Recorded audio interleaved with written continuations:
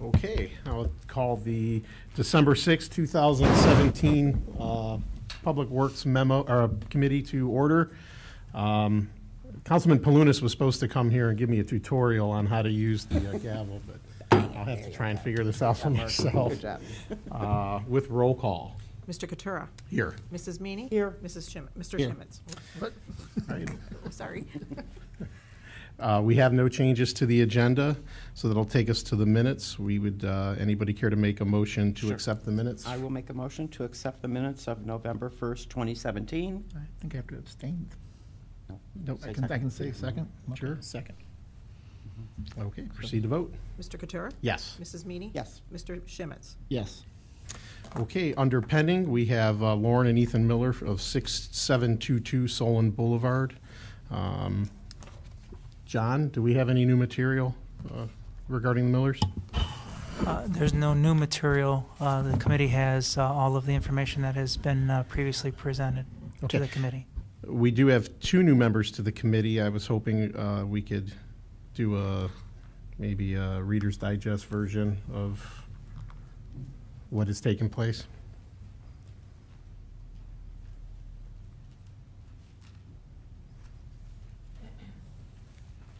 Good evening, Bill. Good evening. If the Millers are here in attendance, if they would like to step up here too, and they could be a part of the discussion also.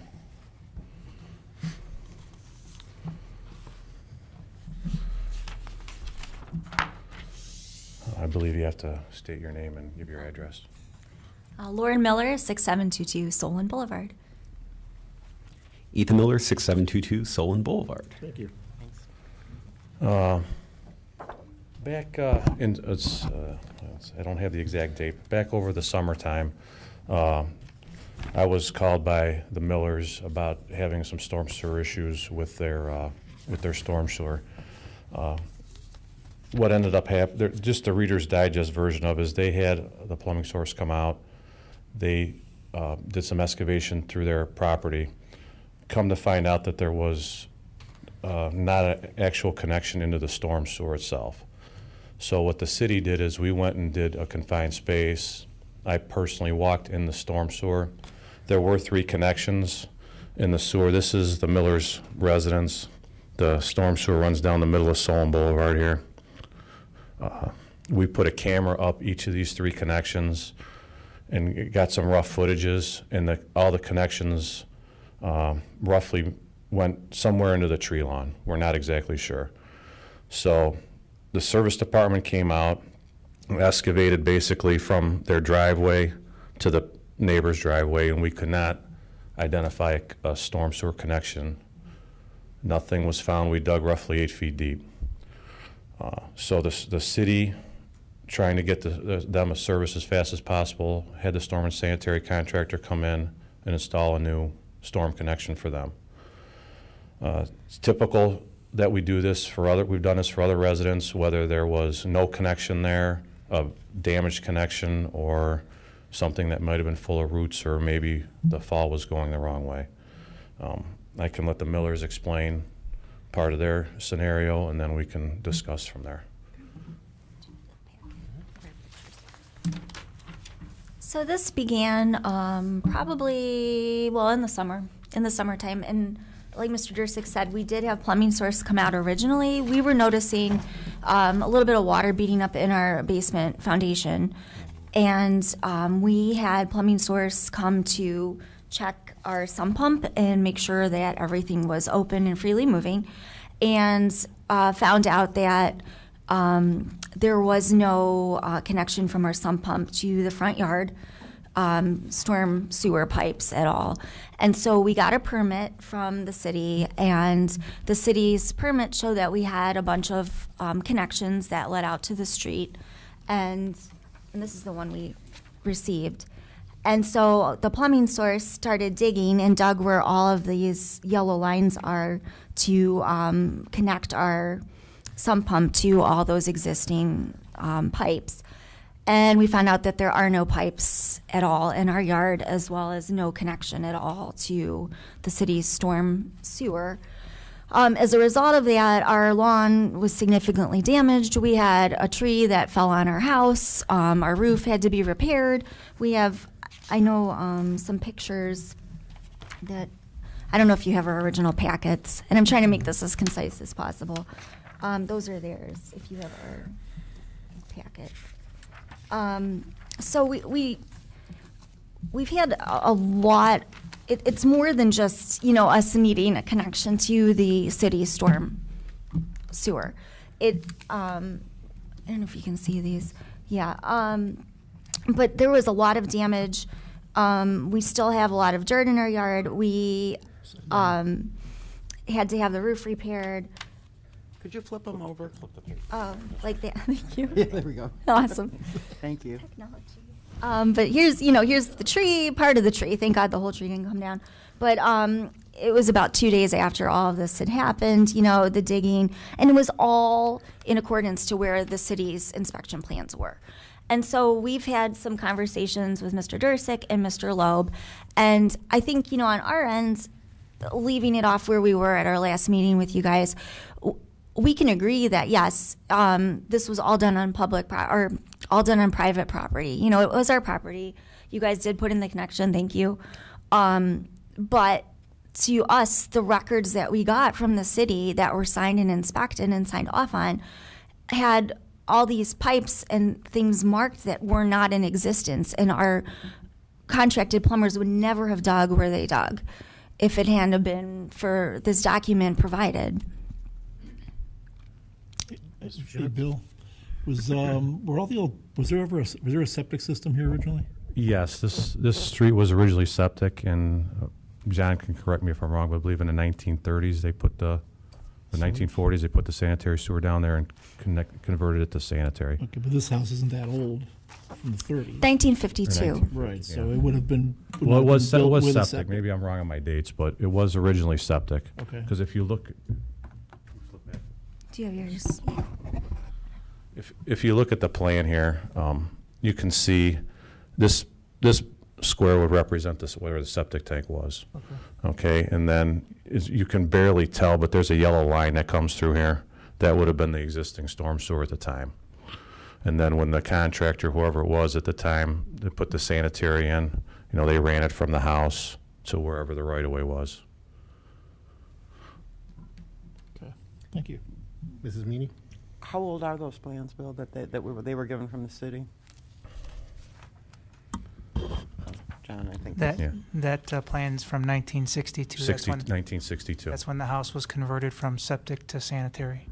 So that's really all you have to go on, meaning the city, is when someone comes, is the last plan that something was done on the property, correct? Unfortunately, that's the record that we had.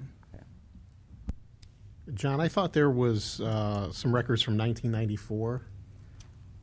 You know, it does say on this, I know you're saying 60s, but it says this red line was replaced in 1994. It is the same document. And that would have been in the same trench as well Okay. as the. I thought I remember seeing Right. documents and where it had been signed off by someone from the city, and that was, it was 1994. Do you have a recall of that, John, of what this 1994 is? And what The they- 1994 was when the city reconstructed Solon Boulevard. The storm was left as it was existing in the street. The primary focus of the project then was to do new sanitaries and to widen and reconstruct the road as it is today.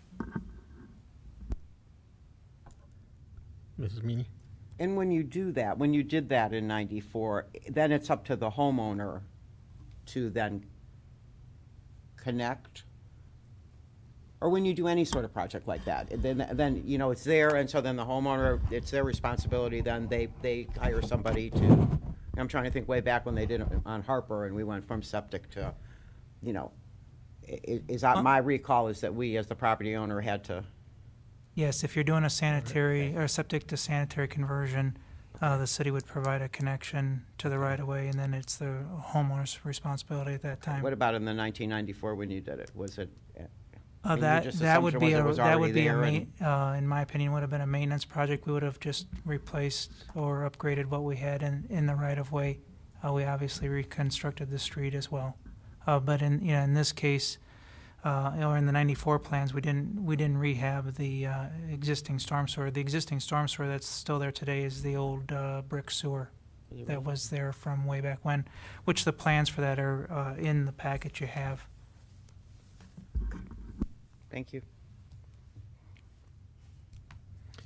And Bill, I thought that there was a correspondence where you had indicated that there was actually a connection to the storm sewer, but you saw it from the inside. Yes, as it might have been in the timeline section of the packet, is when we did the confined space and we pushed a camera, and we believe it made it somewhere to around the curb area of the street. So that's why we commenced to dig up the whole tree lawn, and it's usually common practice to do that to see if we can find the existing sewer. So we started on one side to dig across to try to find it and locate it, but there was no pipes in that area. There was something there, but it just didn't reach out that far. And Mrs. Meany? Oh, you can finish, wait. Okay. Just looking through this, because I see this was in 83, and Paul, this was probably because it looks like Solon Pollution Control Department, and that they went out because there was water entering the basement, and I mean, these are the city workers saying we could not locate test tees, so we pumped the basement and told resident not to use any water in the basement. That's probably correct. Probably wasn't involved with it at that time, but most likely what would have happened, there should have been some type of follow-up to turn it in to try to locate the T. That's typically what our practice was. Mm-hmm. If you couldn't find the T, you would turn in a maintenance request to have the T located. Yeah, because these are, oh wait, a month later Yeah, they're back. if you go back and look through the packet, they ended up locating that T. Oh, they did? Okay. I'm trying to see. But then you couldn't locate it in 2017, correct? Correct. There was no storm T there in 2017 that we were able to locate. That's why we provided the new connection. Any theories as to where it could have gone? No.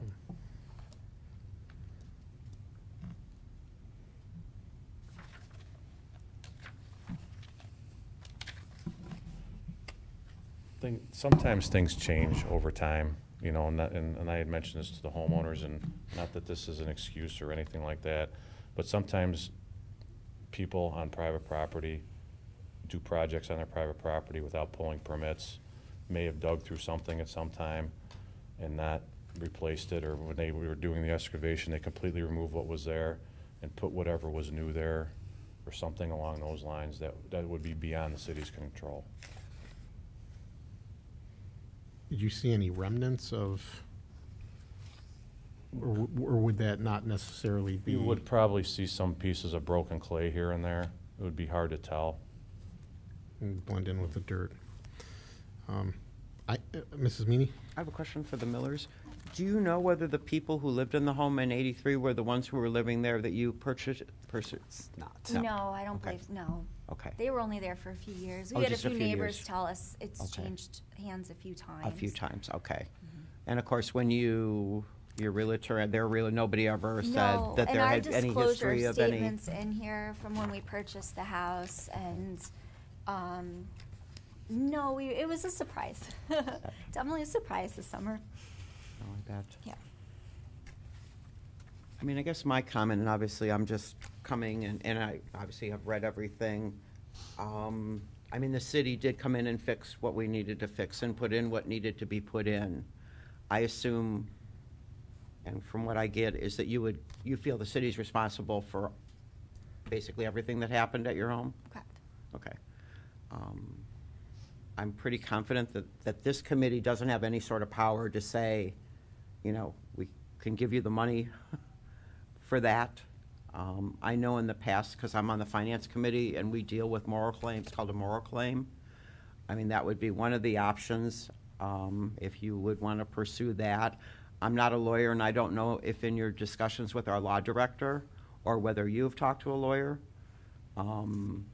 like I said, I feel terrible for you because I used to drive by your house this summer and I'm wondering, oh my God, what's going on at that house? So my heart breaks for you.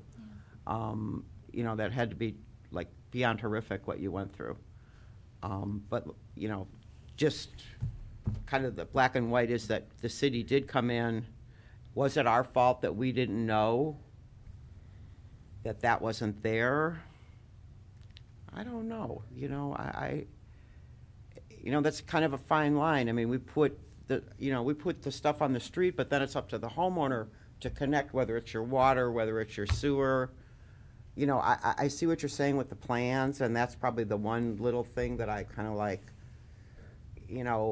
and maybe as a city we need to look into, here's the plans, but we can't, especially from 1962, how valid, and I don't know, John, do you ever say that to people? You might want to double check, or you might, that's a long time, and obviously things can happen.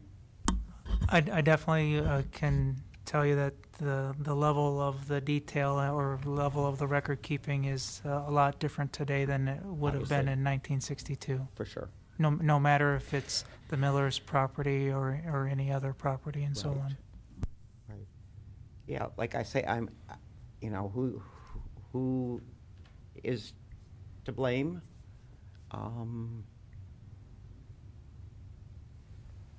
All I know is I think us as a committee, we don't have the power to say, okay, we're going to give you, $20,000 or whatever it is. I mean, I don't think that we can do that as a committee. And I think, like I say, there's some questionable, in my mind, like I say, the only little one are those plans that they gave you, that the city gave you. Other than that, anything else, I mean, I have to say it's kind of, you have to do your own. Unfortunately, I guess you can't, in an older home, you have to double check and, is this here, was this put in right? Does it still exist? The city can't be going, we have a lot of houses in Solon. If we would do that with every one of them, or an inspector. Did you have any sort of inspector come? We did. Mm-hmm. Yes. And that's in this packet too, and that was And never... did they...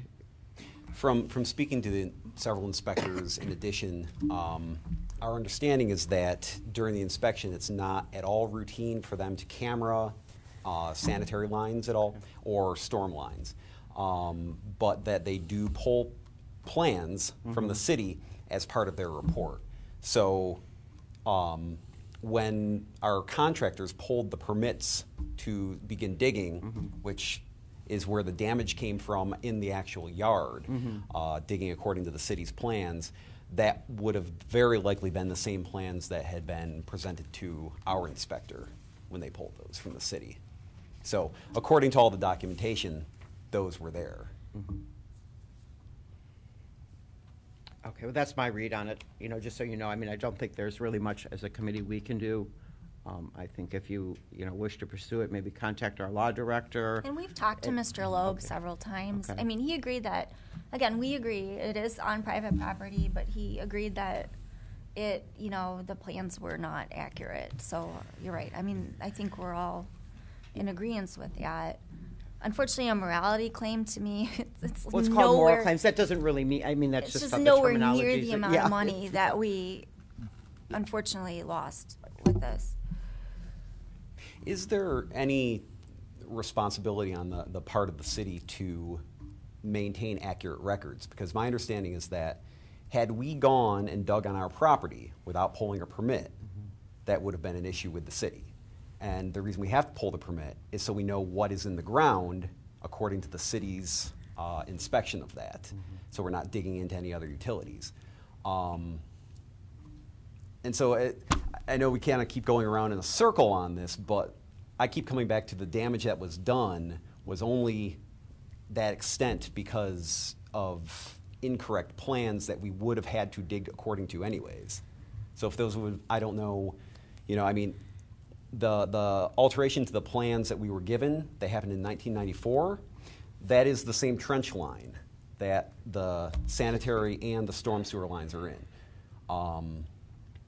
So I have a hard time understanding how if that line was supposed to be in that trench, it wasn't A, found there, and B, you know, if we keep going back to, well, people can do things on private property and dig and change things, I have a very hard time swallowing that someone dug and removed an old system just to fill it back in at that point. And shouldn't the plans have been updated in '94 last time that was dug? You know, I don't know if anybody from the city can answer that question. When that happens, do you then go back and redo let's say the 1961s? Well, I know from a service department standpoint, when something gets redone, a new print gets made, Okay. you know, like John says, we keep the good records of that, and everything's online now, internally online. So there's copies that we keep at service, it goes in the address file up at City Hall, and, you know, in all of our trucks, like our TV truck has those records inside of them. So everything is updated. You know, it'd be just similar to like if a new subdivision went in with all the records of new test prints.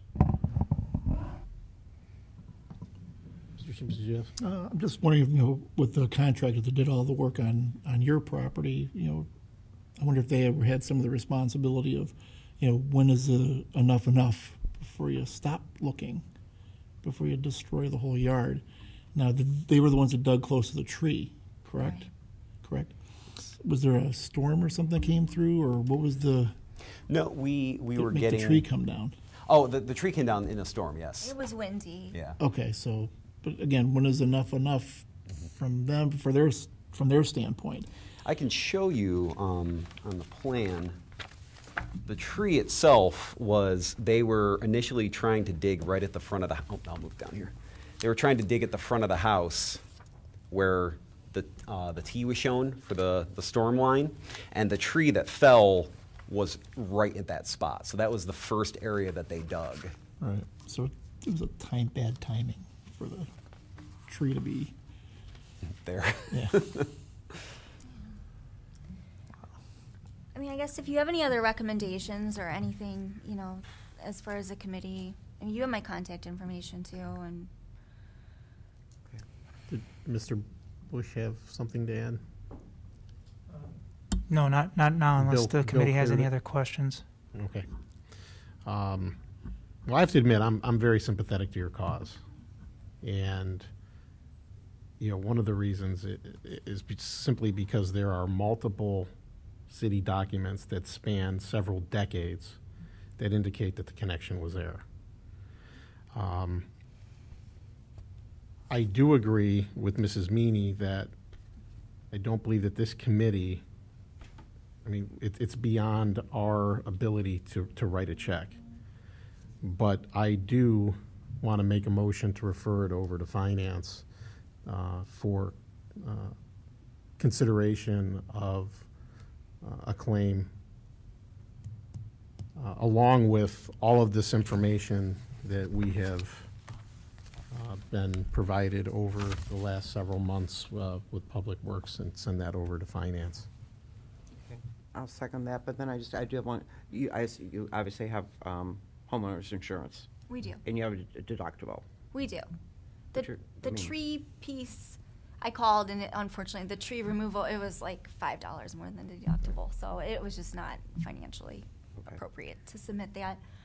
I haven't looked into other aspects. I mean, I'm missing pipes and homeowners insurance. I don't know. That'd be covered. Yeah, I'm not sure they would be either. Yeah. That's true. The tree was probably what I was thinking. The of tree, damage yeah, and to it was your right. house. I think we had $1,000 deductible, and the tree was, I think it's like 900. $1,200 or something to get all of it. Yeah. You know, So, thank you. My opinion is that I don't see, you know, the contractor was digging because he was looking for something that, you know, documents indicated were present. Yes. And it present multiple times over decades. So, and that is why I'm extremely sympathetic. So we have a motion. And I a second. And a second. Proceed to vote. Mr. Katura? Yes. Mrs. Meany? Yes. Mr. Shimmons? Yes. All right. Thank you very much. Thank you. Appreciate Okay. it. Mr. Bush? Good luck Um, with everything. I just want to advise the Millers, just based on my experience with moral claims with the city of Solon, that there is a limited cap amount. So if you are awarded a moral claim, just based on my previous experience, when the city has done it, they are capped at a set amount.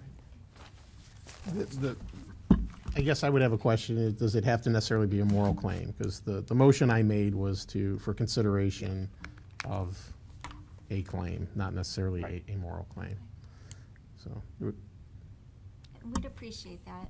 Yeah, thank you. And somebody will be in touch with you from the finance department as far as, All right. Thank you. And you have my information. I know there's new faces here, but you've got it. okay. Thank you so much. Thank you. Sure. Thank you.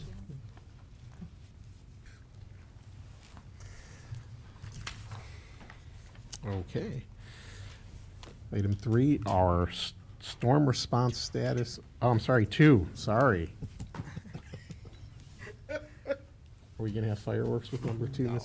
Okay. So number 2 is our citywide traffic signal improvement project contract 2010.20, the final closeout.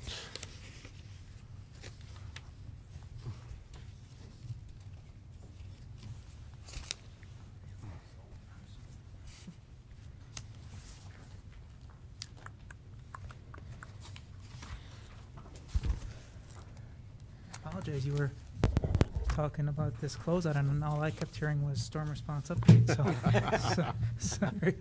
You, John. All right, this is a final closeout for the citywide traffic signal improvement project.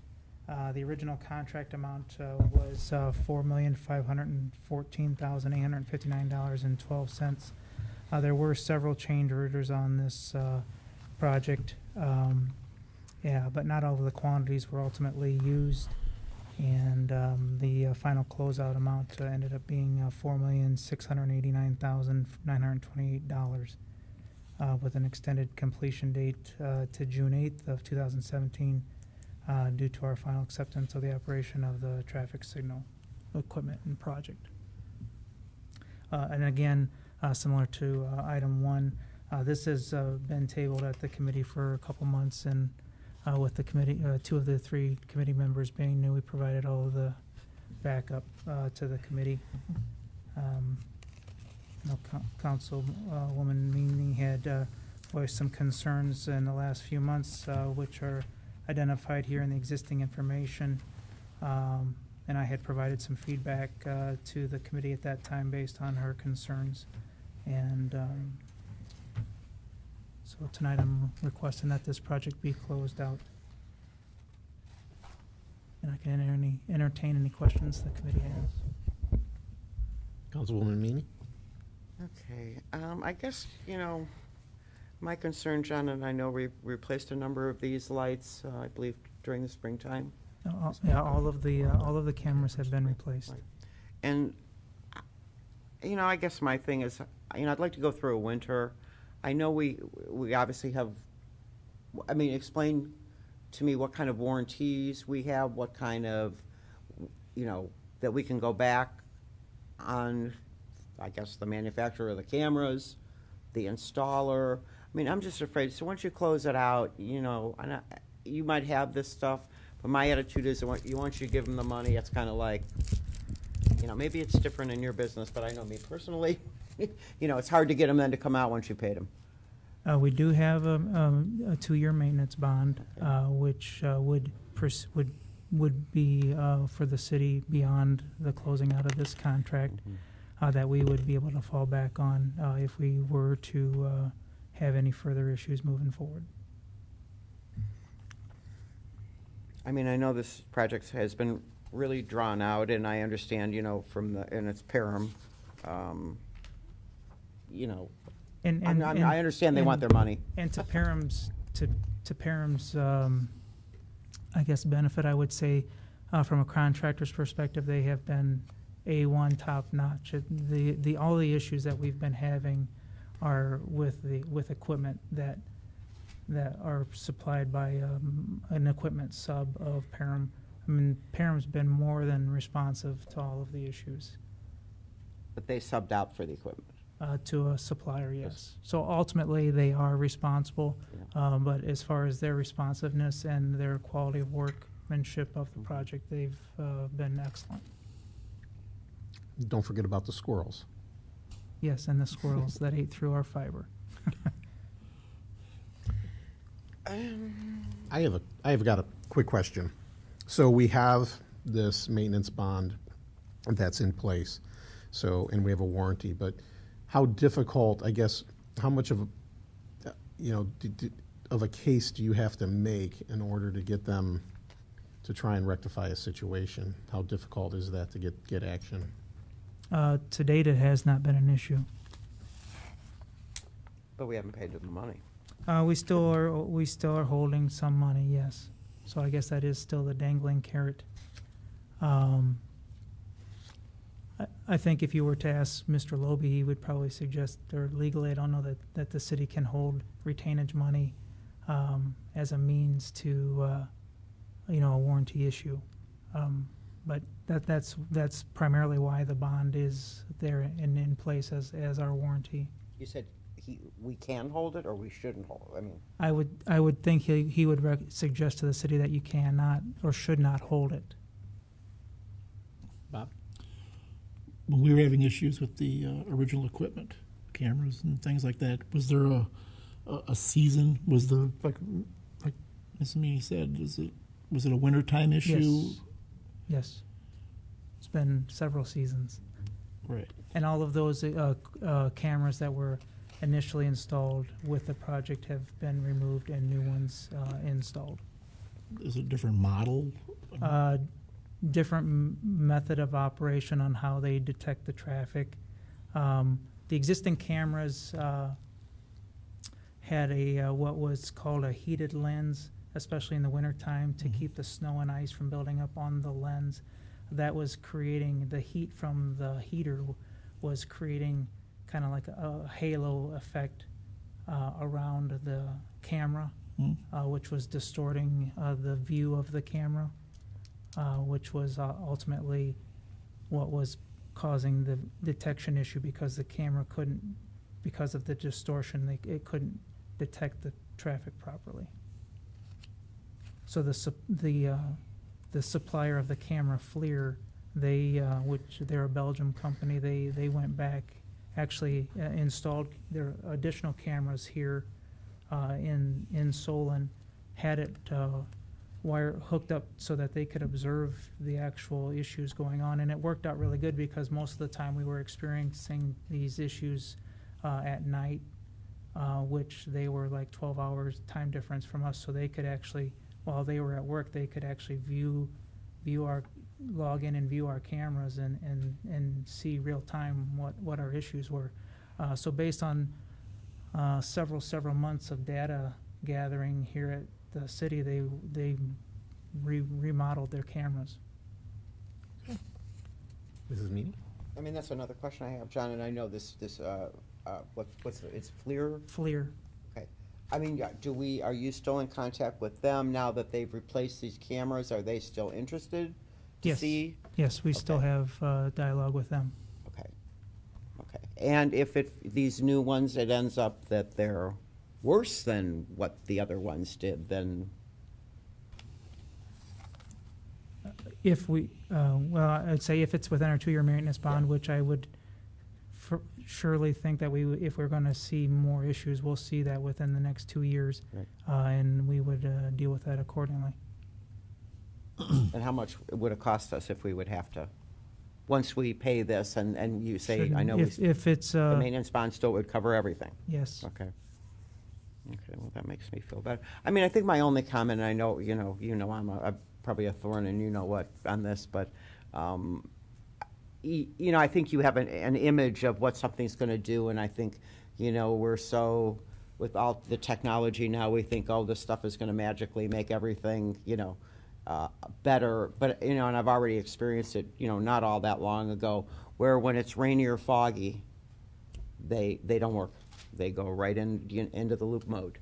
And I talked to Carrie about that, and she said, that's the reality, is sometimes certain weather, they aren't going to really work that well, and they will revert to, so I think I've come to the conclusion, and what I've said to my residents, nothing's perfect.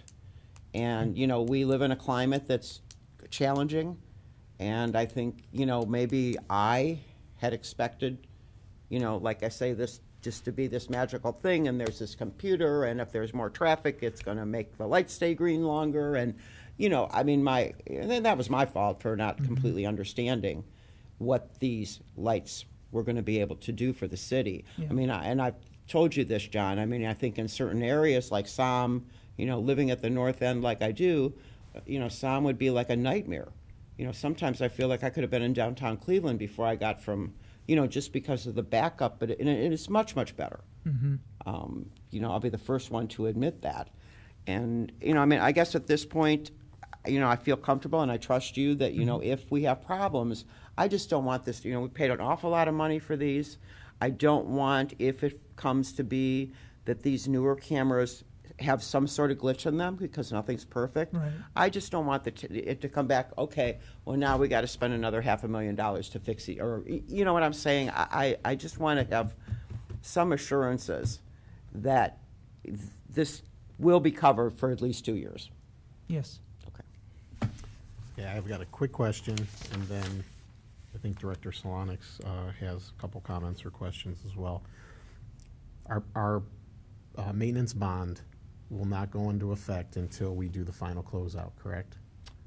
It's based on project acceptance, so I think we're a few months into it, just based on the fact that it was tabled a few months here. But generally, it's a 2-year period. Okay. So it was 2 years from the time you sent the closeout documents to the committee? Approximately, yes. Okay. So that's the first week or so Yeah. of September, I Yeah. think.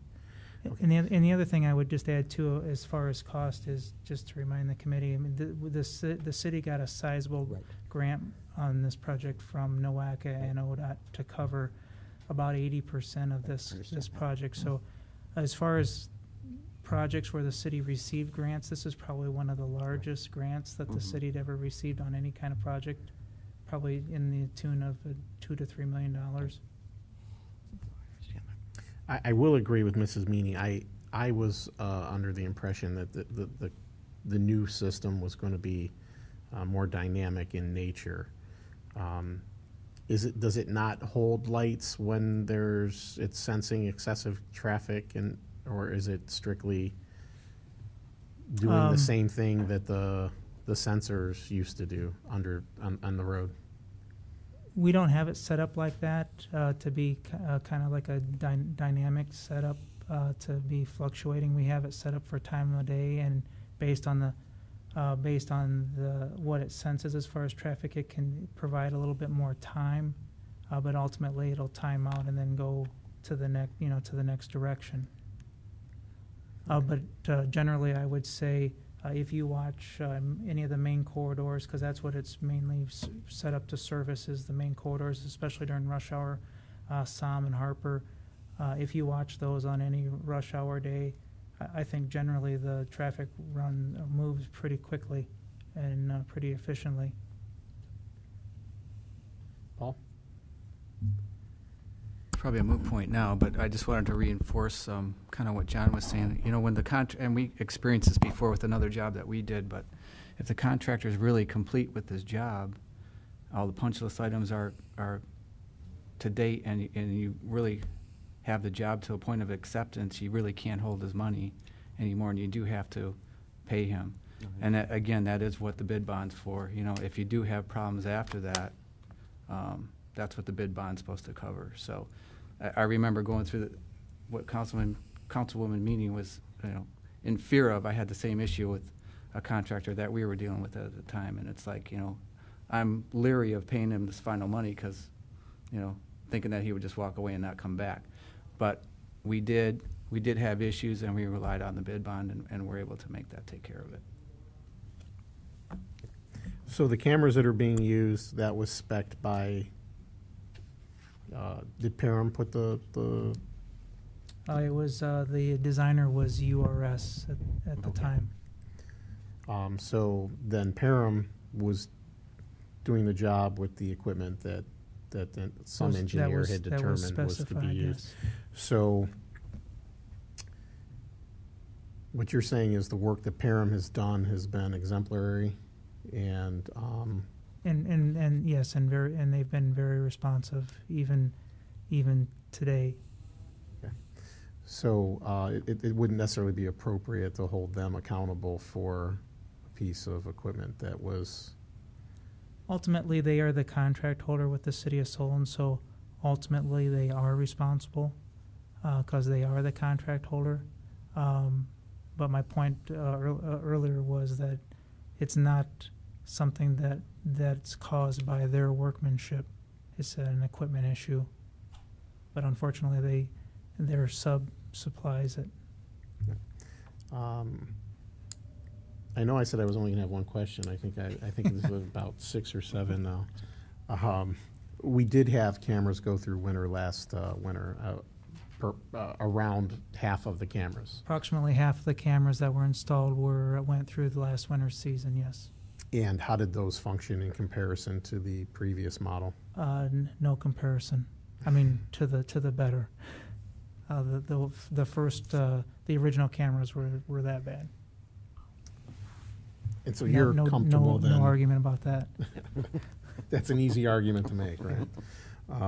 So then you're comfortable with the sample that you witnessed of with the cameras that we had and Yes. the weather that we had. Yeah. You're comfortable coming to the committee. And the detection during the winter weather was one of the issues. One of the other bigger issues we were having was an issue where the cameras would, for lack of better words, kind of fall asleep in the AM hours when the traffic was so minimal that there was no traffic to sense. They just kind of fell asleep, and for whatever reason, they wouldn't wake up again when traffic was coming. So especially in the early hours of a rush hour, say people may go to work even exceptionally early, 5:30 in the morning, they would call in and say, hey, I got stuck at this light and it shouldn't be this way. And yeah, we agree with you, it shouldn't be that way. And so the last several months, probably the most of the issues have been working through that issue itself, and we've gotten that all resolved. Okay. Just, and so, John, you know, when I make this motion, you want me to do it in the 4 million amount. I mean, and then how does that work out then, the percentage that we're getting through? Assuming that the committee would accept and close out the contract amount, the contract amount would be, the motion would be kind of right in line with my last couple lines there. $4,689,000. Yes, $928, and then to include the acceptance, the extension in the few days for the acceptance date. Right. Okay.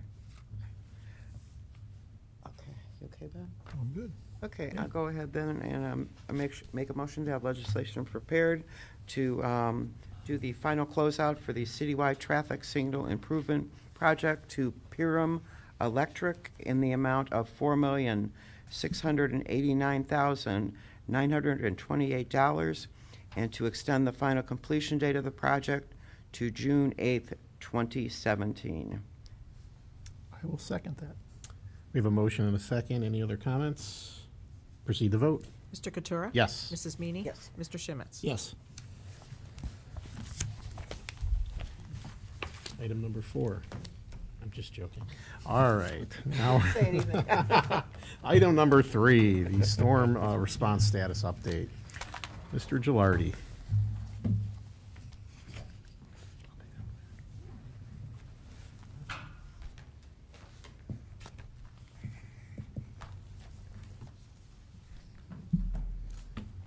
Good evening, all. How's the committee? Doing well, thank you. Welcome to the new members. Thank you. This month is my subdivision report. For the month of November, 5.27 inches of rain have fallen. Last month, we had 3.40 inches that fell.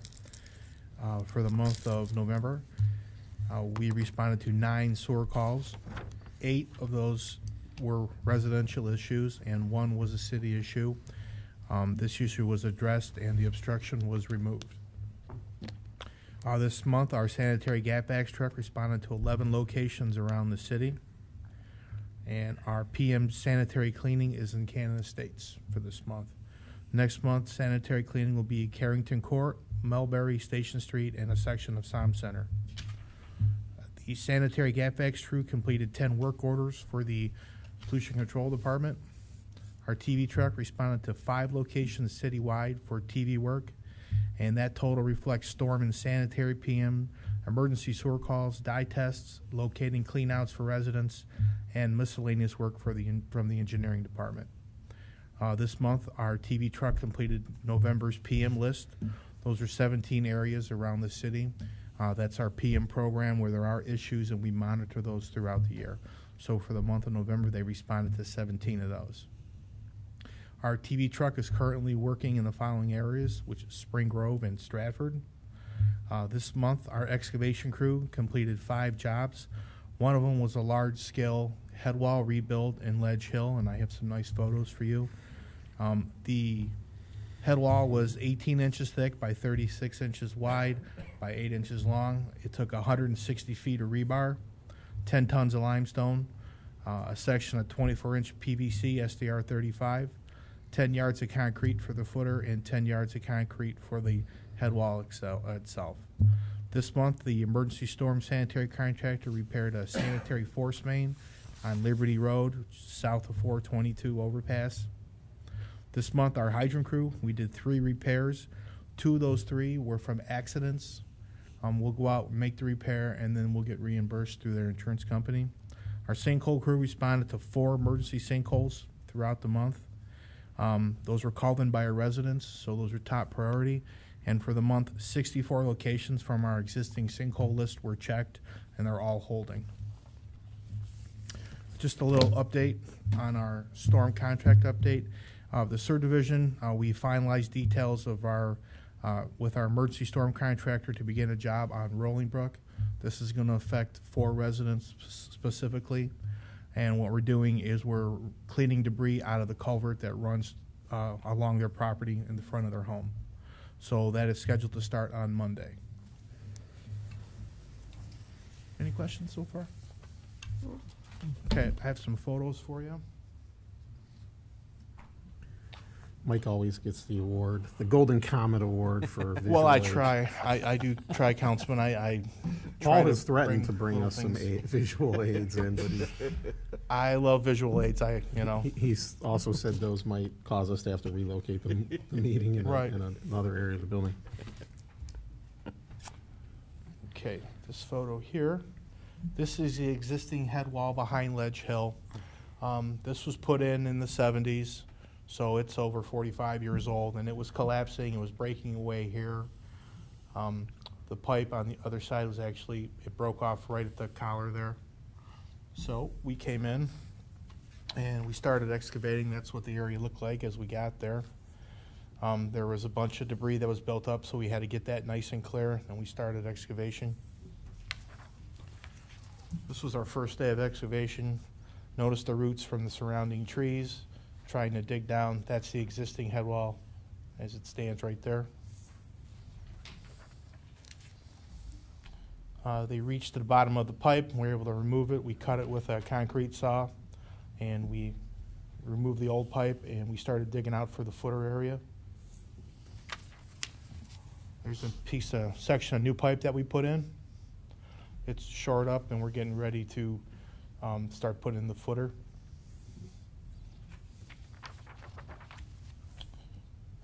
That's the new section of pipe that we put in. We have it all secured, and then we started backfilling.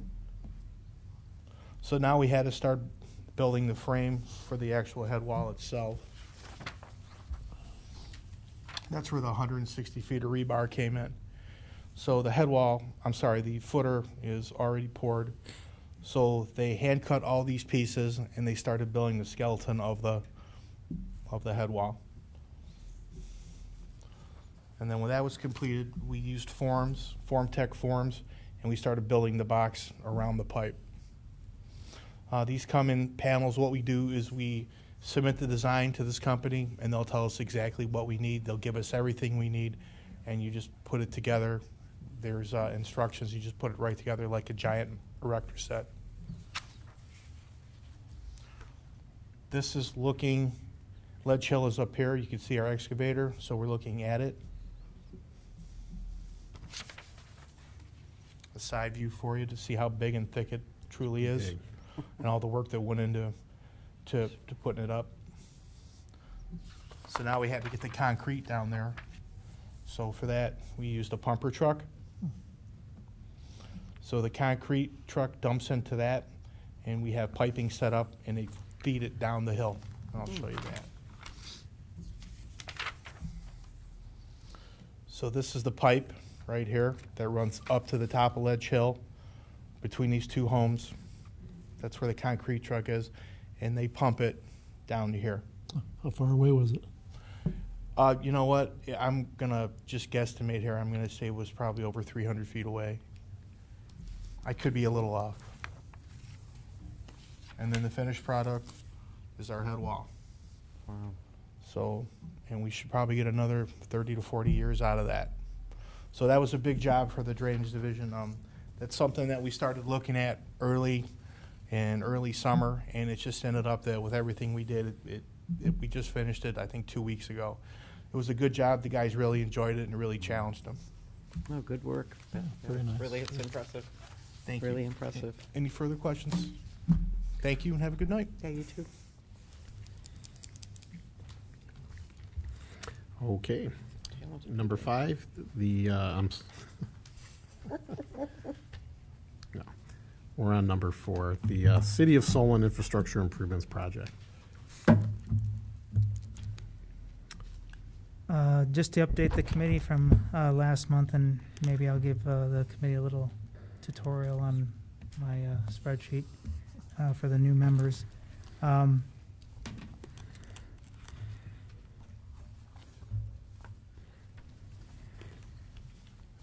if I could have the document camera, please. So when I bring the infrastructure budget to the committee for consideration, it'll look like this. I propose priority 1s, 2s, and 3 projects. Priority 1s being the ones that we want to do that we have the most need for or have the most interest in doing. And priority 2s and 3s obviously go accordingly. Depending on how much money is available, things can be cut out if necessary.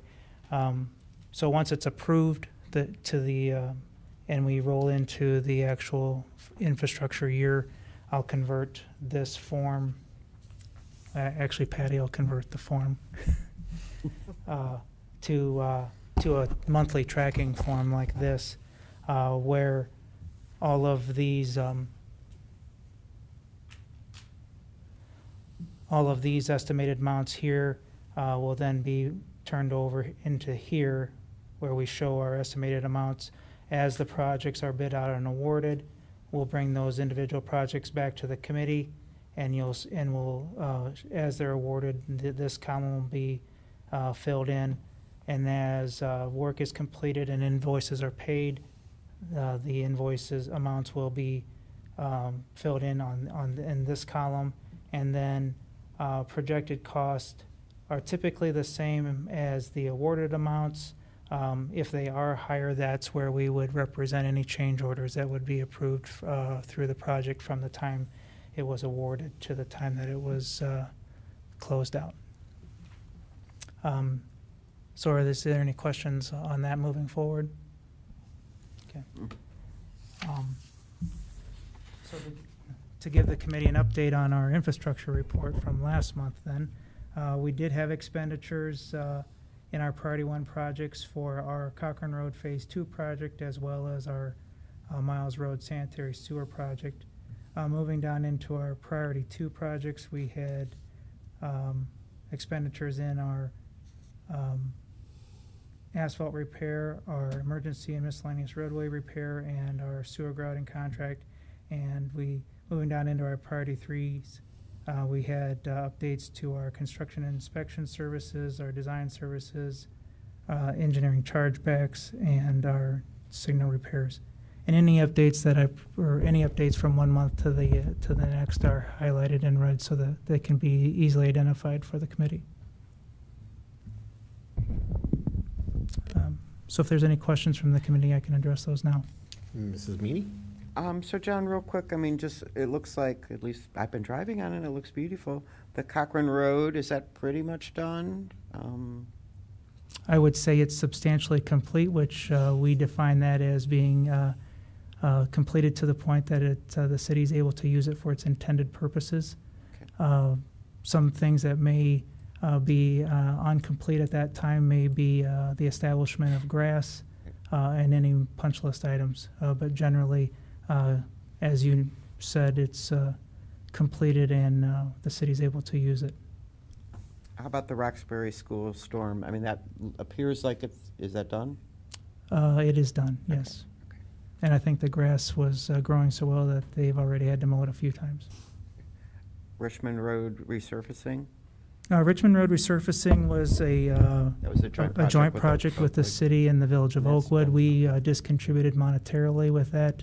Again, it's substantially complete. I've been working with the village and their engineer on some punch list items for some of our residents, just to get those addressed. But generally, my understanding is that that project is complete. They were supposed to be back. I haven't been out to check it, but I had commented about some of the grass edges behind the back of the berm being a couple inches higher, and wanted them to address that by either regrading it or rolling it down.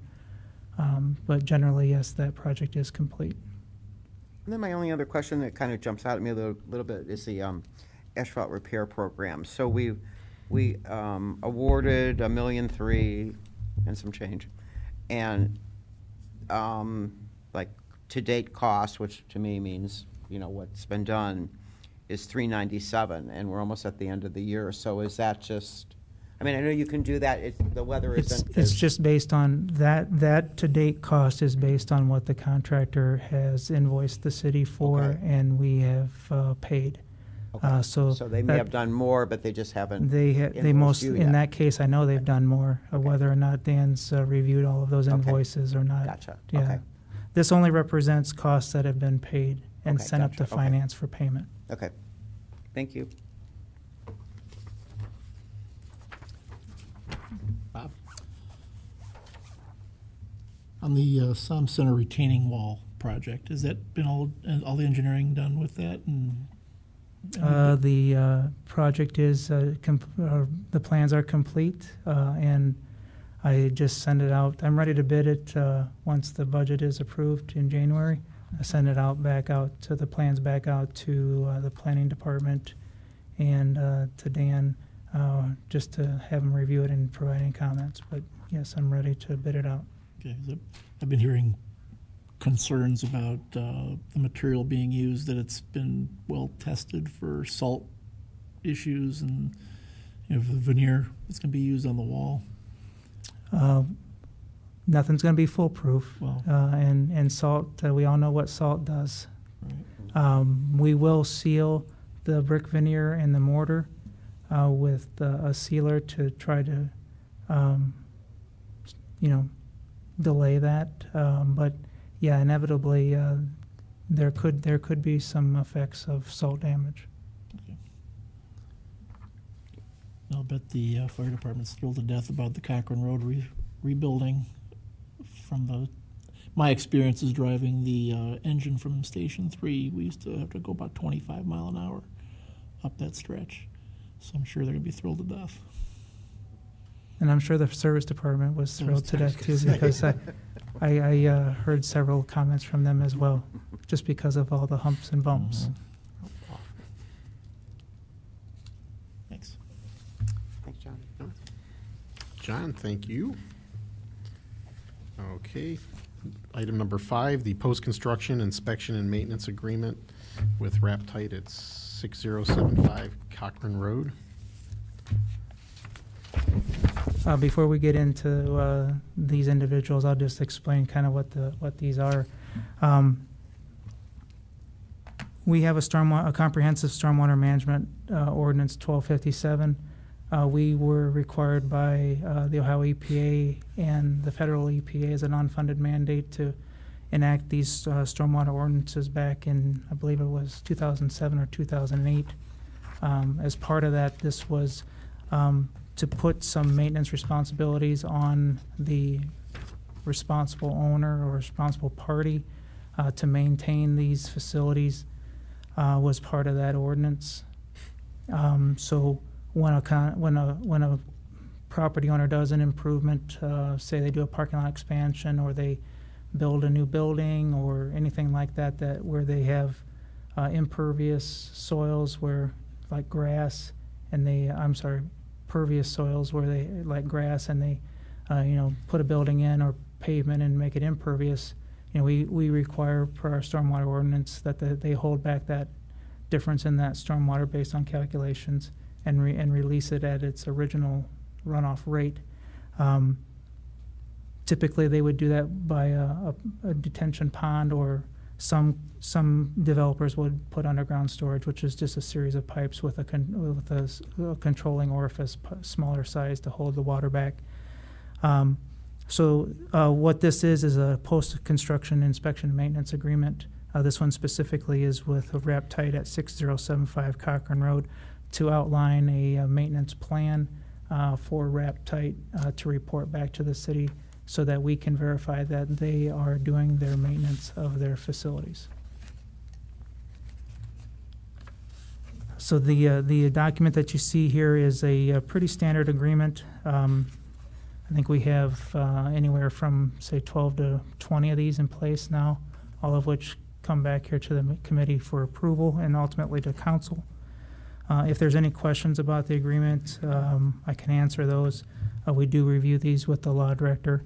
But I'm just asking that this inspection and maintenance agreement be approved, and that legislation be prepared authorizing the mayor to execute the agreement with Raptite.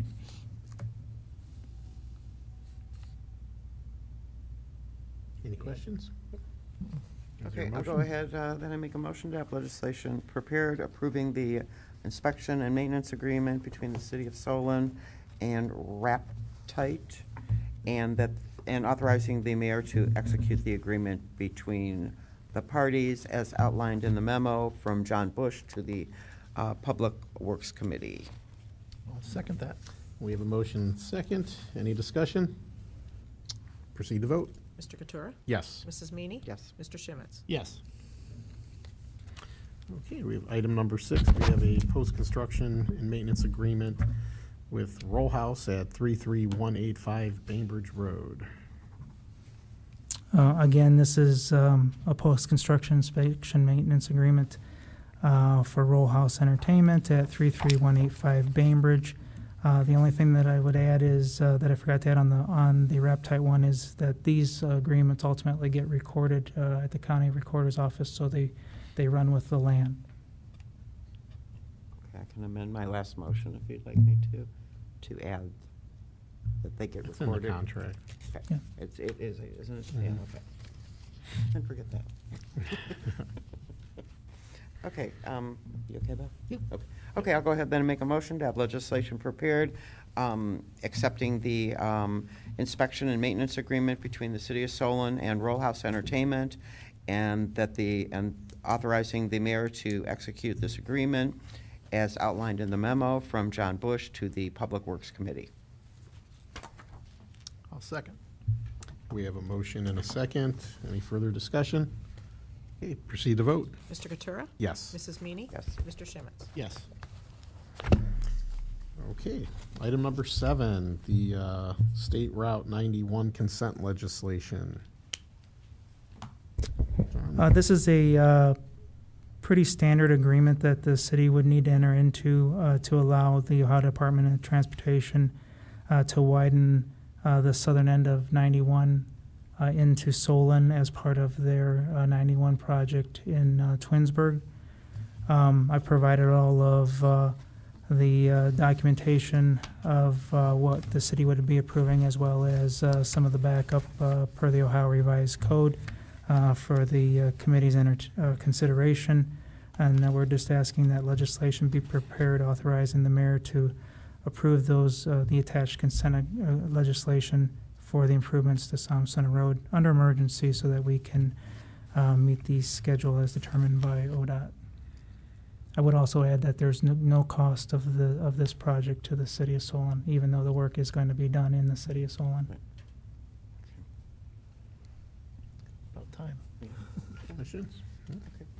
Okay, I'll go ahead then and make a motion to have legislation prepared authorizing the mayor to approve the consent legislation for the improvements of the Somme Center Road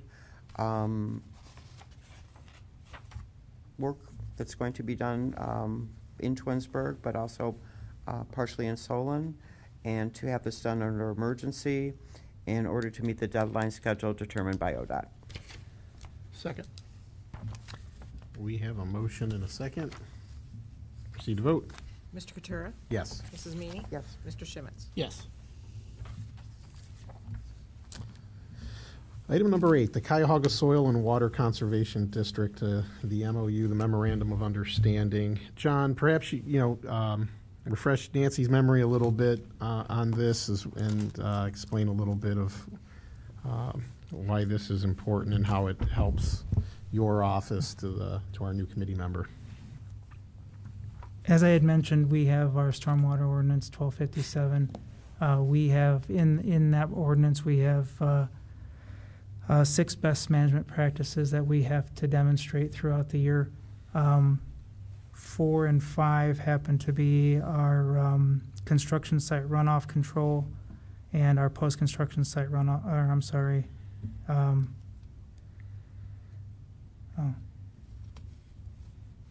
construction site runoff control and post-construction, that's not correct. Number 4 is our stormwater pollution prevention, erosion, sediment control, and 5 is post-construction stormwater management, which are those agreements that we just passed. So what the county does for us through this MOU is they review plans. As I noted here, I listed kind of the 5 main things that they do for us. They perform stormwater pollution prevention plan reviews for us as projects are presented to the city, typically subdivisions and commercial and retail development projects.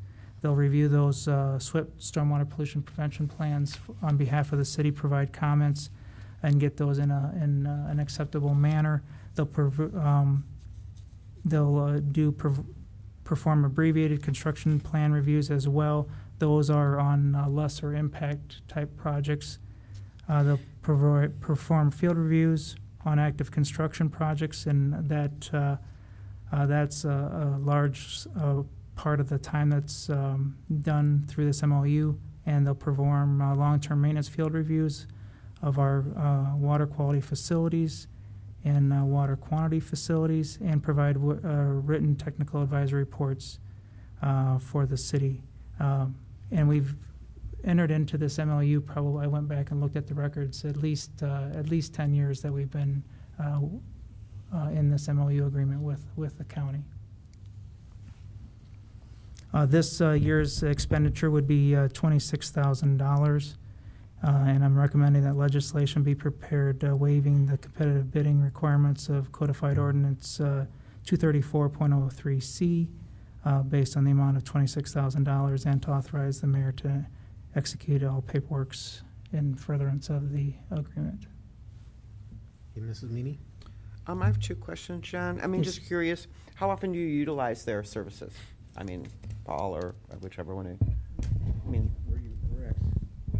We've actually utilized them right now with our project. So they come down and review the site, Right. make sure that the stormwater runoff's in compliance, make recommendations to the contractor that, he needs to clean up or do various things to stop runoff situations. Yeah, Paul, That's where we've used them so far. Paul's project is considered one of our active construction projects, Sure. so Sure. they're on site periodically to inspect the project. Yeah, and then I'm just curious, is this an actual county department, Cuyahoga County Department, or is it a It's private? Cuyahoga County Soil and Water Conservation District. It's the Cuyahoga County, okay. I Mhm. thought it was, but Yeah. I just wanted to be 100% sure of that. Okay, you okay with that? Yep. Okay, all right, I'll go ahead then. Name I'll go ahead then and make a motion to have legislation prepared waiving the competitive bidding requirement of the codified ordinance 234.03 parentheses C, and to approve the memorandum of understanding with the Cuyahoga Soil and Water Conservation District in the amount of $26,000. Second. Motion and a second. Any further discussion? We proceed to vote. Mr. Katura? Yes. Mrs. Meany? Yes. Mr. Shimmons? Yes. Okay, number 9, the Briar Hill Drive Culvert Replacement Contract, 2012.17. We need a contract modification for general engineering design services with Burgess and Nyepel.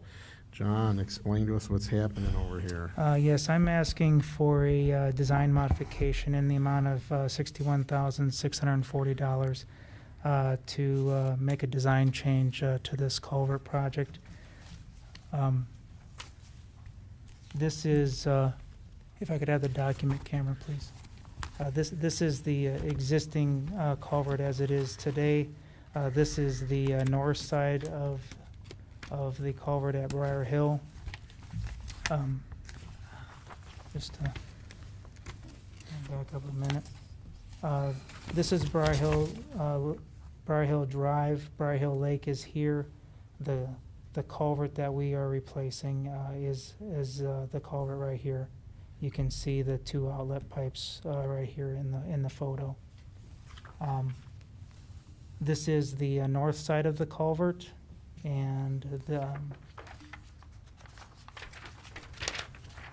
you can and this is the south side of the culvert. This is where the culvert discharges into the lake. You can see the water level encompasses about half of the current culvert size now. When we first entered into the design services with Burgess and Nyepel, we had intended to install a culvert. I'll block this out. That's not what we were proposing. What we were proposing was a box culvert similar to this. This is actually a photo from our Brainerd Road culvert. Why I'm showing you this is this is a pretty typical culvert design. You dig down below the road. Obviously, you have a stone base, and you set a precast concrete structure like this. In that acts as your culvert. What we found during the design, and I provided the committee all the information, was that the soils at the Briar Hill culvert, the soils below what would support this, were not strong enough to support this culvert.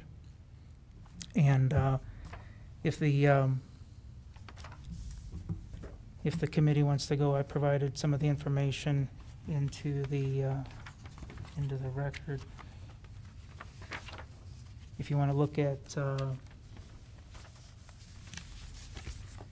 this is one of the boring logs that was done during the soil borings.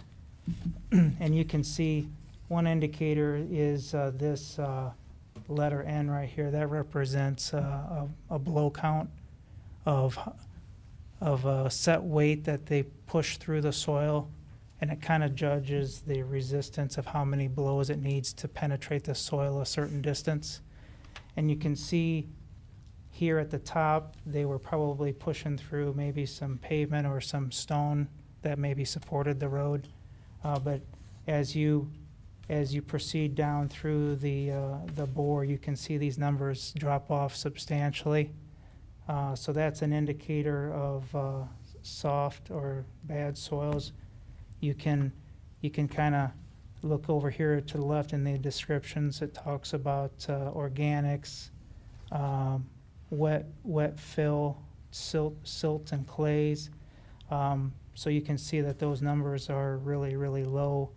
And as we get down here towards the sandstone, which we ended up hitting some rock much deeper, those numbers go up.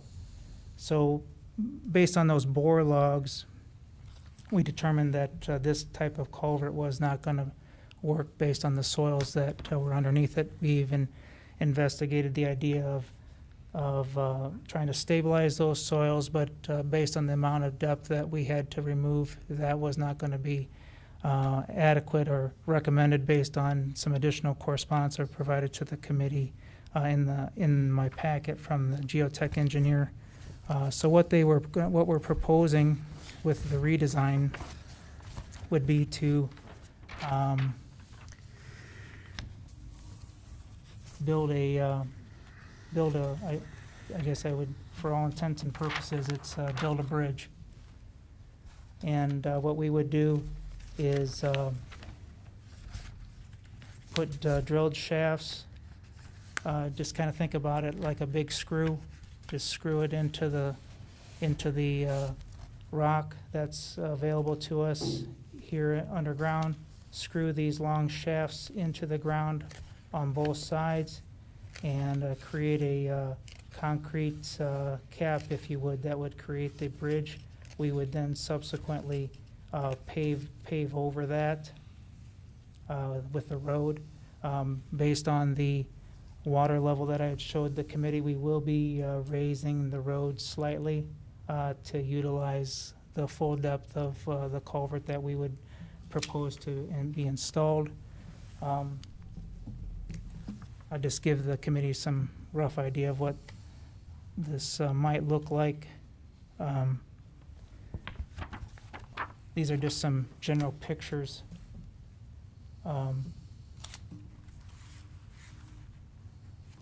So if we have these drilled shafts here on either side of the bridge culvert, like this picture would represent these concrete walls with a concrete platform, and then we would have pavement here and some type of wall. You need some kind of wall there. I think it has to be either 36 or 42 inches high. It could be decorative like that, or it can be very plain Jane like this. We haven't got into all those details yet. But generally, just based on the soils that we have encountered, I'm proposing to the committee that we need to kind of change directions with the design that we are using, and that is the need for the design modification.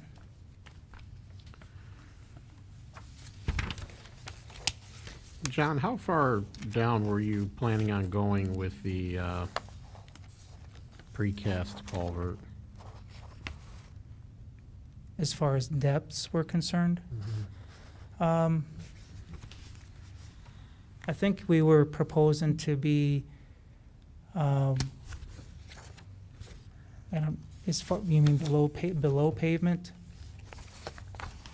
So this soft soil going down to 11, 12 feet is Yes. a significant problem. Yes, yeah. I think that the issue is bearing capacity to support the weight of the box. Typically, we're looking at wanting to be around, I think the soils report wanted around 3,000 PSI, and we were nowhere near that. So in order to do a culvert, And some of the other things that play into this request is that Briar Hill Drive is, as everyone knows, is a single access into the subdivision. The existing pavement width is 18 to 20 feet wide. We could, if we had another access point into the subdivision, I probably wouldn't even be here. I would just propose to shut this access. We could dig down, remove all of that soil, remediate it, and fill it up with the you knew where I was going. suitable stone and build it up. But unfortunately, it's a single access road. It's narrow. We need to maintain at least one lane of access here, and then at the same time try to provide some room for the contractor to work all within this little tight space. So when you factor in all of those issues, this change in the design is going to be a better product for everything, as far as maintaining traffic, providing suitable construction area, and maintaining traffic as well. as well as maintaining access for safety vehicles as well. Yes. Any idea on lifespan of the bridge that you're proposing? Oh, I would expect this to probably be anywhere in the range of 80 to 100 years, without question. Mrs. Meany? How old's the culvert? I don't know exactly, but the age of it, just based on Looking at the picture. the way it looks, it's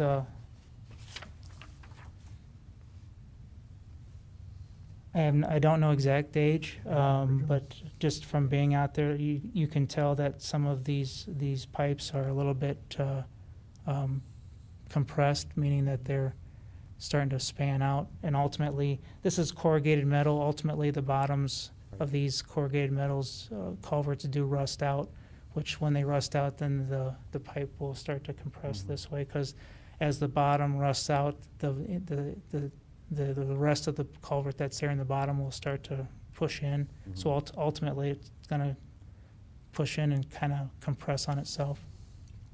But I mean, you The- feel like the- this, the- it has to be done. I mean. It has to be done. Some of the other issues that go into this is the actual stormwater conveyance. We did the design for this. This is highly undersized, so that we're eliminating water from topping over the road during a 100-year storm event. Again, plays into the point that this is a single access for this whole neighborhood. So if we had a storm of a 100-year storm event or more, we surely don't want the water topping over the road and, and kind of cutting off the neighborhood. So when we did the whole thing with the dam, this was a separate Yeah, this was separate, yes. separate issue from that. Which, in hindsight, being 2020 is probably good, because as the committee knows, we ended up raising the depth of the lake 1 foot, which if we would have done the culvert with the project, that would have been a problem. I mean, I know, because, I mean, I won't even make any comments about, this is not going to be a fun project, because I know what we're here tonight is as far as the design services. I guess my one question to you, John, because obviously I wasn't on the committee, but it looks like in May 26th of 2016, we paid Burgess and Nyepel $96,600. Is that correct? That was the contract amount. We have not used all of that, so Okay. we've kind of stopped, and this Okay. is the request in addition to what we haven't spent. Okay, so you haven't quite spent all of that, but then you want to add just another 61 $640. and 640 because of the whole new design. Yes. Okay, I mean, I guess just like common sense, I mean, no matter how you were going to do that culvert, I mean, knowing how narrow that road is, that we're going to have to maintain. I guess my question is, what have they done so far using the money? I mean, that should have been pretty clear right away that once you dug down and realized what kind of soil you had, then what else did they do to? Well, we started in on the survey work. We started in on some plan preparation, and then some of the time that's been used so far was used in vetting out the issues identified in the soils report and coming up with what we view as the way to go as far as moving forward. And so you're saying that this total is not to exceed the 158,000? That's correct. 240, okay. But they haven't used all of the original 96? No, they have not. Okay, I mean, it's I can decent assure chunk you, of change, I but can this assure you, I project- will not be back asking for more money. Please don't. On this project. No, I mean, I see this as being a real challenge. That's all I'm going to say. I'm not going to say anything more, but, you're going to have utilities situations, and you're going to have, getting on people's private property, and you're going to have issues with the lake. And, I mean, I see this as a really, a huge project. I mean, to me, to design a culvert for this kind of money, like I say, it's like, what? But I can understand it when I read all of the potential and all of the things that we're going to have to deal with to make this project work. And you bring up a good point about utility locations. The one of the other reasons why we're looking at this design is to eliminate some utility relocations, because we were running into elevation issues with the existing water line and the sanitary by doing this bridge culvert, or this bridge design, which will have no structural bottom to it. It'll just be the earthen channel. We won't have those issues. As far as property is concerned, as you mentioned, the time frame for this project would be to do the construction after the committee, or after the HOA is not using the lake. They typically will drain it down after Labor Day. Right.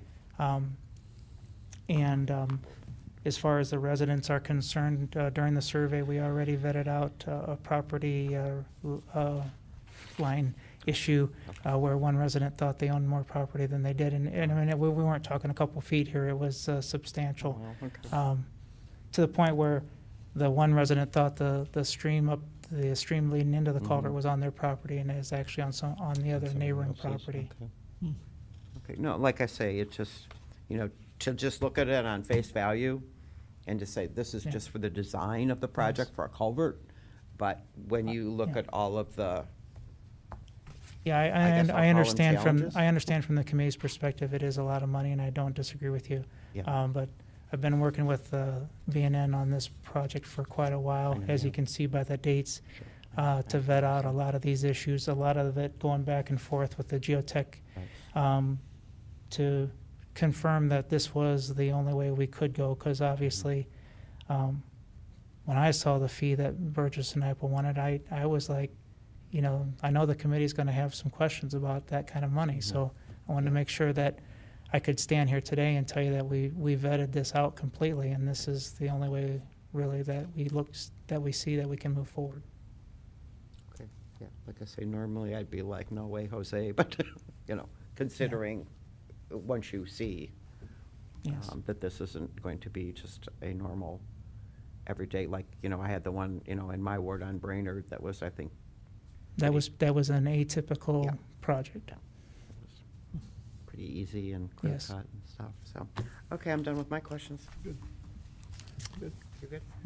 Okay, no further questions. Do we have a motion? Sure, I'll go ahead then and make a motion to have legislation prepared, authorizing the contract modifications for Burgess and Nightbold in regards to the Briar Hill Drive Culvert Replacement Project. And this would be an increase of $61,640, and it, to make the total not to exceed $158,240. I'll second. Okay, we have a motion and a second. Anything further? Proceed to vote. Mr. Katura? Yes. Mrs. Meany? Yes. Mr. Shimmons? Yes. Thank you.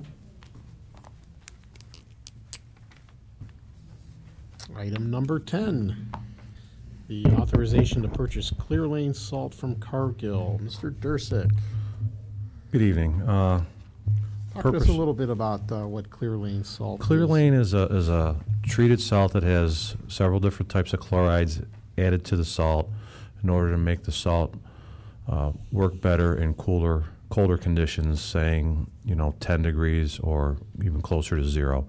Regular rock salt stops being useful at 15 to 20 degrees. And this product, when we get into those extreme cold temperatures in January and February, will help us fight the salt a bit better and keep the roads clear.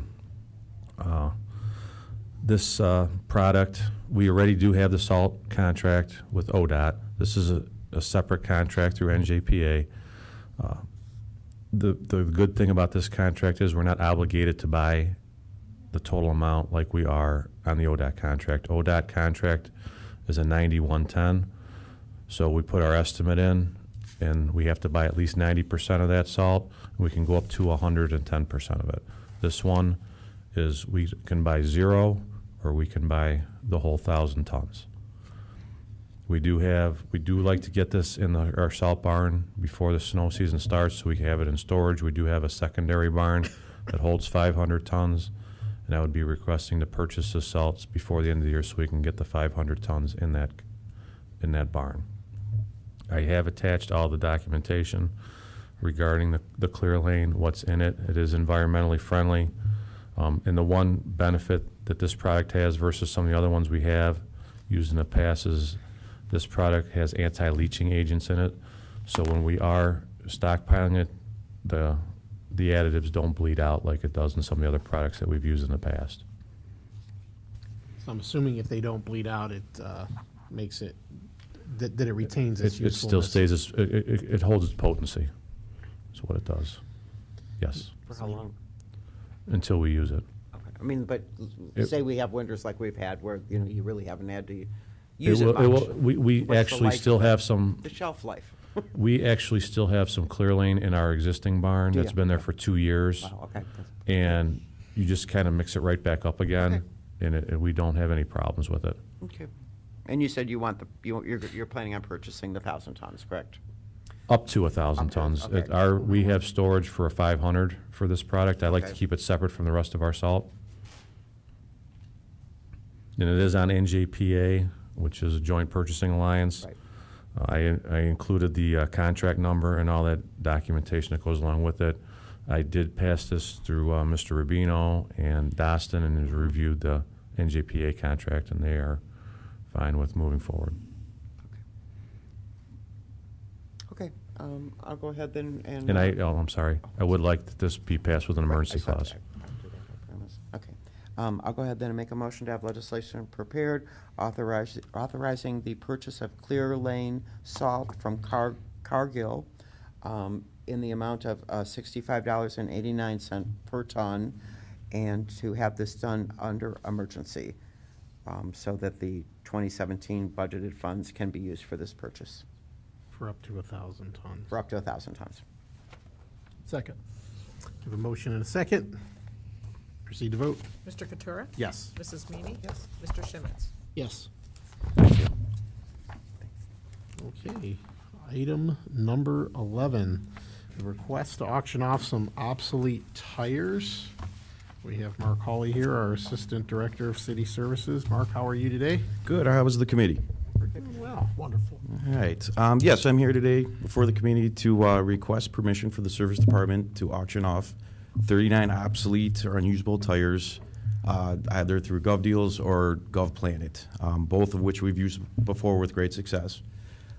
These tires, unfortunately, are no longer of use to the Service Department because the vehicles that they were for, we no longer own or have. And then also with the age of the tires, the warranties have expired, and we're unable to, trade them back to our vendors. So our next best avenue is to go to auction. is there a market for these types of things? Oh, yes. There's the stuff that you could purchase and sell on GovDeals, GovPlanet is unbelievable. We've had some old vehicles that you wouldn't even think would be roadworthy that we sold. So, but tires definitely. It's just they're very good tires. They just because of the age we can't trade them back in, and this would be our next best avenue to get some compensation back for them. Okay. Pretty cool with it? Any questions? Absolutely. Okay, I'll go ahead then and make a motion to have legislation prepare authorizing the Service Department to authorize the auction of 39 unusable and obsolete tires on GovDeals or GovPlanet. Second. Motion and a second. Any further discussion? Proceed to vote. Mr. Katura? Yes. Mrs. Meany? Yes. Mr. Shimmons? Yes. Thanks, Mark. Thank you. Okay, number 12, a polymer contract for our water reclamation department. Mr. Solonics. Good evening. This is our request for to accept the bid for NRP Midwest LLC for their contract bid of 99 cents per pound. We use polymer for two things down at the plant. We use it to help settling in our secondary process, and we also use it to help separate sludge from water during our solids handling process when we run it through the sludge presses. So we go every 2 years, we solicit bids, we have the contractors come in and actually run it through a test. We run it, and we give them a couple days to run the test through the sludge process, and then we actually calculate out, if you look on the back sheet,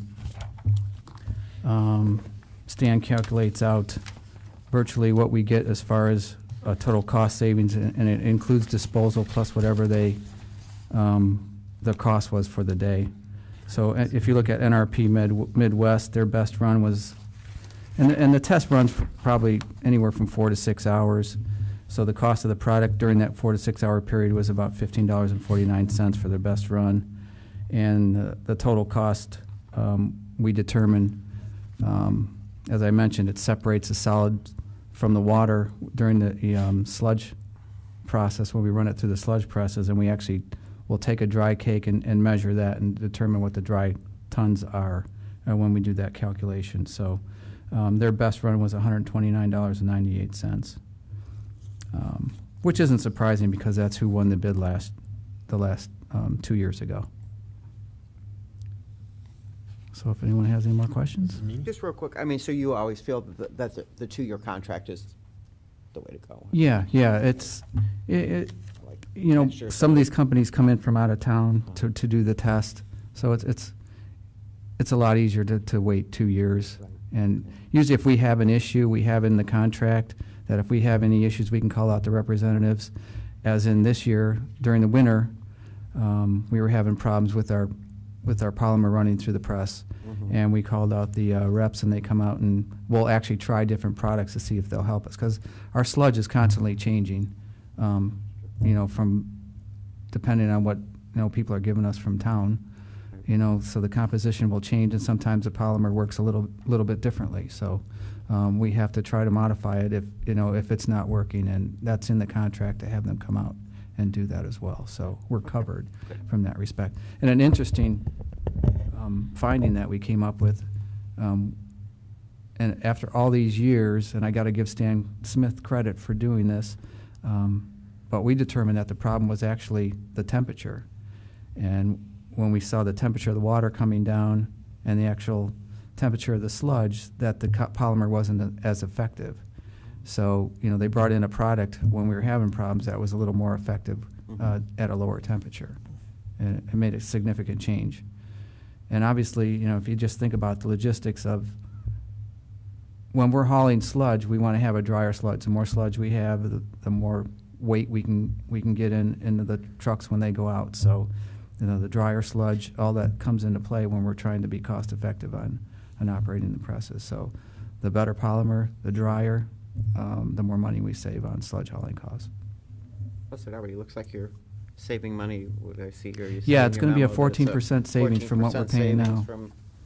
So we always like that, Paul. Yeah, and typically what we see that it's a oil-based product, so, you know, if the price of oil goes up, we'll see the price of polymer go up. But right now it's pretty stable, and it's actually coming down, so we got a good price. Everybody cool? Okay, I'll go ahead then and make a motion to have legislation prepared, accepting the bid of NRP Midwest LLC for the polymer contract with the water reclamation plant, and this is in the amount of 99 cents per pound, and this is a 2-year contract beginning March 1st, 2018 through February 29th, 2020. Second. Motion and a second. Proceed to vote. Mr. Katura? Yes. Mrs. Meany? Yes. Mr. Shimitz? Yes. Okay. Under correspondence, we have none.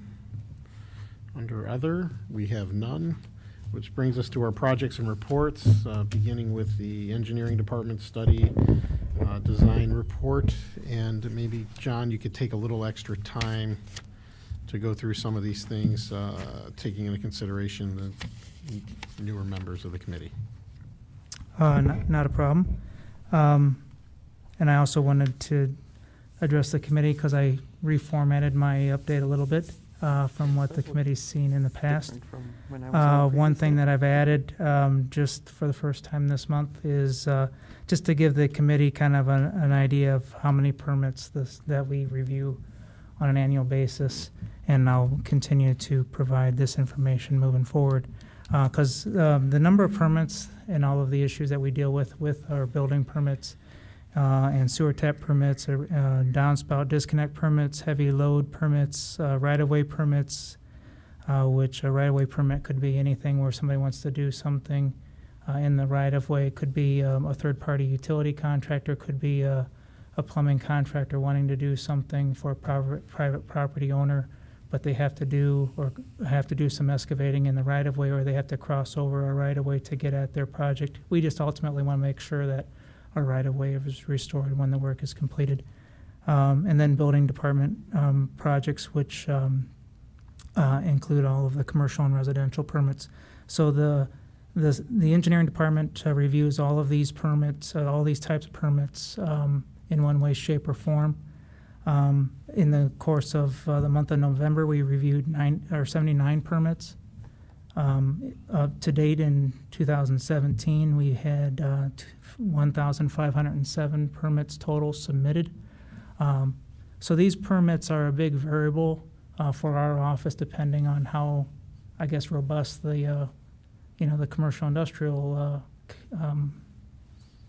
area is as far as wanting to do projects. This year in itself was pretty busy. As the committee's probably aware, you saw a lot of new buildings going up and a lot of projects going on around town in the commercial and retail areas.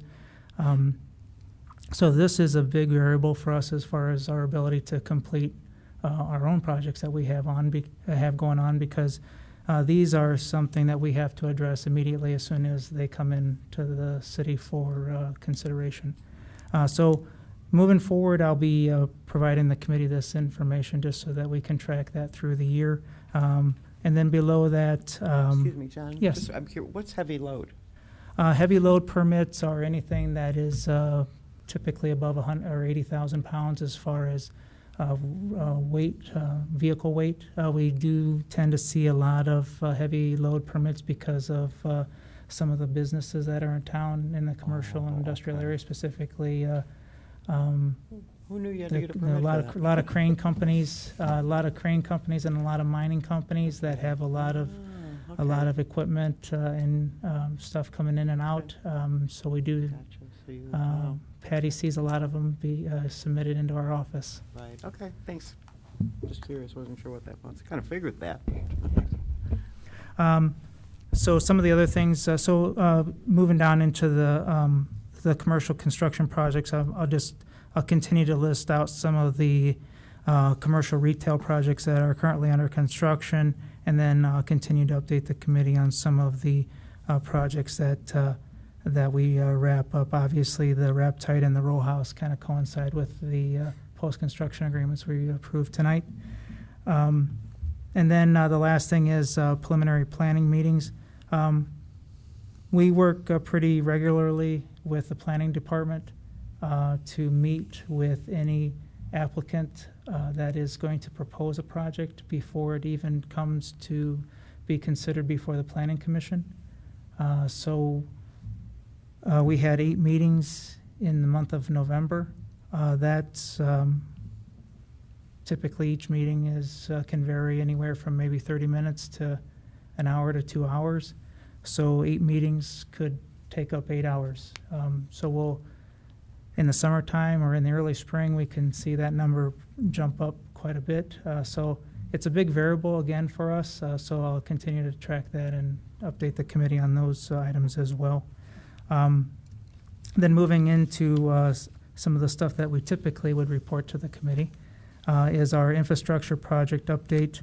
We define our understudy projects or under design. We list those there. You have all of those projects there listed, 1 through 17. If the committee has any questions on any of those, I can address those now. I do.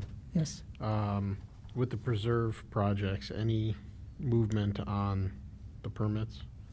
The last we met with the Army Corps, they wanted us to look at downsizing the size of our proposed project, and I have Jake Linden from my office actually looking at some stormwater calculations to resubmit back to the Army Corps for a reconsideration. Okay, so that means then, in essence, that they're not happy with the amount of water we would be diverting to a particular It's not area? the amount of water. It's because the amount of water is going to be the amount of water. It's the issue is this area is a low area. It's and because it's low, it's got phragmite, it's got wetlands, all of those things that are typical of low wet lying areas. So in essence, they are asking us to look at trying to lessen our wetland impacts with the project. So when you say to lessen the impact, then the impact that we would make during the construction? The amount of area that we would disturb to do our project. So, we may say we were, just as a hypothetical, say we proposed to impact or make detention area that was 2 acres big. And they said, well, that's got too much impact, so maybe look at lessening it. So we might submit something back as an acre instead of 2 acres. So we just have to look a little harder at the numbers to see what we can really live with as far as what we really need to manage water during certain storm events. Okay. And on the Somme and Cannon intersection, that is the only intersection that does not have a new Yes. traffic signal, correct? And I appreciate the segue. I met with our consultant, Ari Warner, and I actually will be bringing a proposal to the committee to entertain some additional modifications for that project. Have you located a potential funding source? Not yet, which some of them are out there. I wanted to get the design plans further along, but we will look at pursuing some design or funding options for that. The main thing that I'll be bringing back to the committee is some design changes for the storm sewer. We were looking at discharging the stormwater in the typical spots. We had gone through some discussions with some of the nearby residents about stormwater issues, seeing as we were going to widen the pavements there and make a little bit more impervious area. We looked at trying to reroute some of that, which that's the plan, is to extend some of the storm sewer that's further south on Somme Center Road down by Springside and extend that existing storm sewer up to the intersection so that I can pipe that all in versus diverting it through the channels that it currently goes into. But we did meet with the consultant, and I will be bringing that to the committee next month for consideration. Mrs. Meany? Number 17. Number 17. It's got that a lot. It's really needed. So Community center parking lot, Yeah, we so- do have our survey work underway. It actually might already be completed. And we authorized the consultant Flickinger to start in on the actual permit. We had done We're some, gonna go through the Army Corps. yes, we had done some preliminary work with Flickinger to do a wetland delineation. Mhm. And then we submitted that to the Army Corps to confirm that, or have them, if you would, agree that what our consultant says is the wetlands is, and they agree that it is what it is. Okay. So now that we've identified and they've confirmed what the wetlands are, we are in the process now of doing the actual Corps permit to determine what the impacts and permitting is going to be required to allow us to do the project. Any idea on the timetable of that? I know it's hard to know. Are they any clearer? As soon as I would give a time frame, I know it would be double, because those permits are always a big wild card. But I could, if you'd like, I could bring a committee to show you what our preliminary plan is, just so the that'd be committee great. could look Okay. at it. That'd be great. Okay. So it's just predicated, I mean, our hands are kind of tied until we get the permitting from the Army Corps. Yeah, the other wild card with this is when the community center was built, we entered into a environmental covenant or environmental easement with the Chagrin River Land Conservancy to be a third-party holder of the wetlands and as a conservation easement of the balance of the existing wetlands around the community center. Okay. This project would require us to impact those existing wetlands that are in that conservation area. We've met with the Land Conservancy, Mhm. and they are generally on board to allow us to, as a one-time opportunity, to kind of rewrite that conservation area to allow us to move forward with this parking lot expansion. Because the current areas of the conservation easement come right up to the path now that kind of goes around the backside of the existing parking. And I can bring all that to the committee at the next meeting, just so I can kind of go through that with you. Okay, that'd be great. Thanks, John. Okay. We've kind of touched on a lot of these other items tonight, like the retaining wall and the culvert.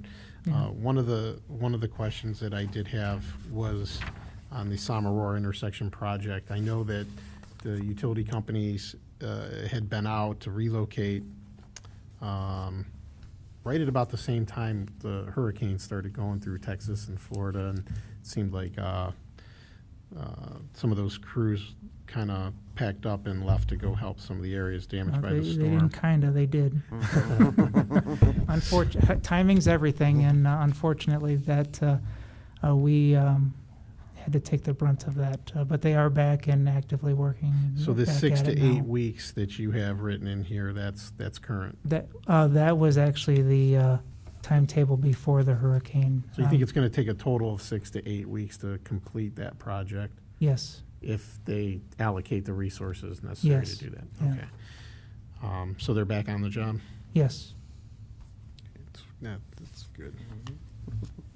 With Derby Downs, we're still in the process of looking for utilities and things.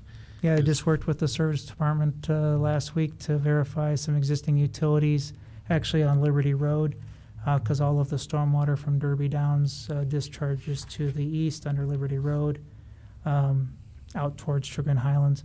And there's a force main to contend with. There's existing gravity sanitary sewer to contend with. There's another a small sewer force main to deal with. And water line, forgot that one. Yeah, so we have to, so I wanted to make sure, do some due diligence now with the service department's assistance to expose all those utilities to get some good elevations and locations on those above and beyond just record plan information. So we have some of that. We have one more to do. We've done 2 now, so we have 1 more to do, and we're moving forward with the design. It'd still be your intention to put shovels in the ground on that project this year? Or, I mean, in 2018? Absolutely. Okay.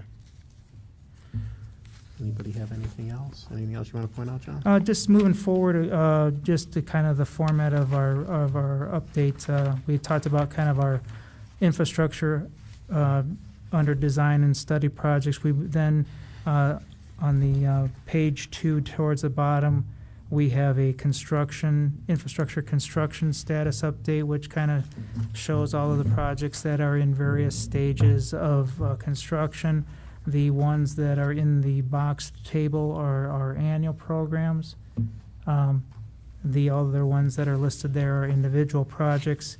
And then the last thing that we break out are our capital projects as well. Those are typically things that are city-related, roof projects, community center HVAC projects, those kinds of things that are typically, for the most part, updated or managed through the Safety and Private Properties Committee. But if the committee had any questions on any other things, I could address those now. One thing I would point out regarding capital projects is that the community center HVAC project is substantially completed and the pool is back up and running. And I haven't been over to experience it yet, but my understanding is, from what I've heard, is the atmosphere of the pool is much better. Thank you. Okay, item 14, the 2017 Annual Emergency Road Repair Program update. Dan, what do you have for us this evening? Oh, yeah. Just so that everyone is aware how the program works, it's an annual program that we have competitively bid unit prices for various items that we would expect to need for emergency road repairs, unexpected type repairs. Requires the contractor to respond within a 24-hour notice, equipped with crews, equipment, materials to make any repairs that we need on our road. The program is an annual program, runs basically from January 1st to December 31st, and this year the contractor's Tremor Construction. Of the $356,500 contract, we'd previously reported the work for $102,202 of that. The remaining balance was in excess of $254,000. Typically at these meetings, I report the various locations where we've used the work and a very, very brief description why, but I'd be happy to answer questions. But, I'll run you down the list of what we have here because there's some pretty interesting locations here.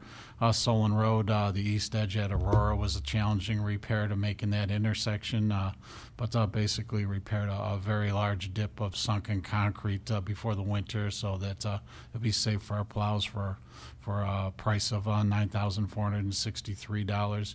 Westbound at Carter Street, we also had a buckled piece of concrete that would be a plow hazard and repaired that piece for the $3,172.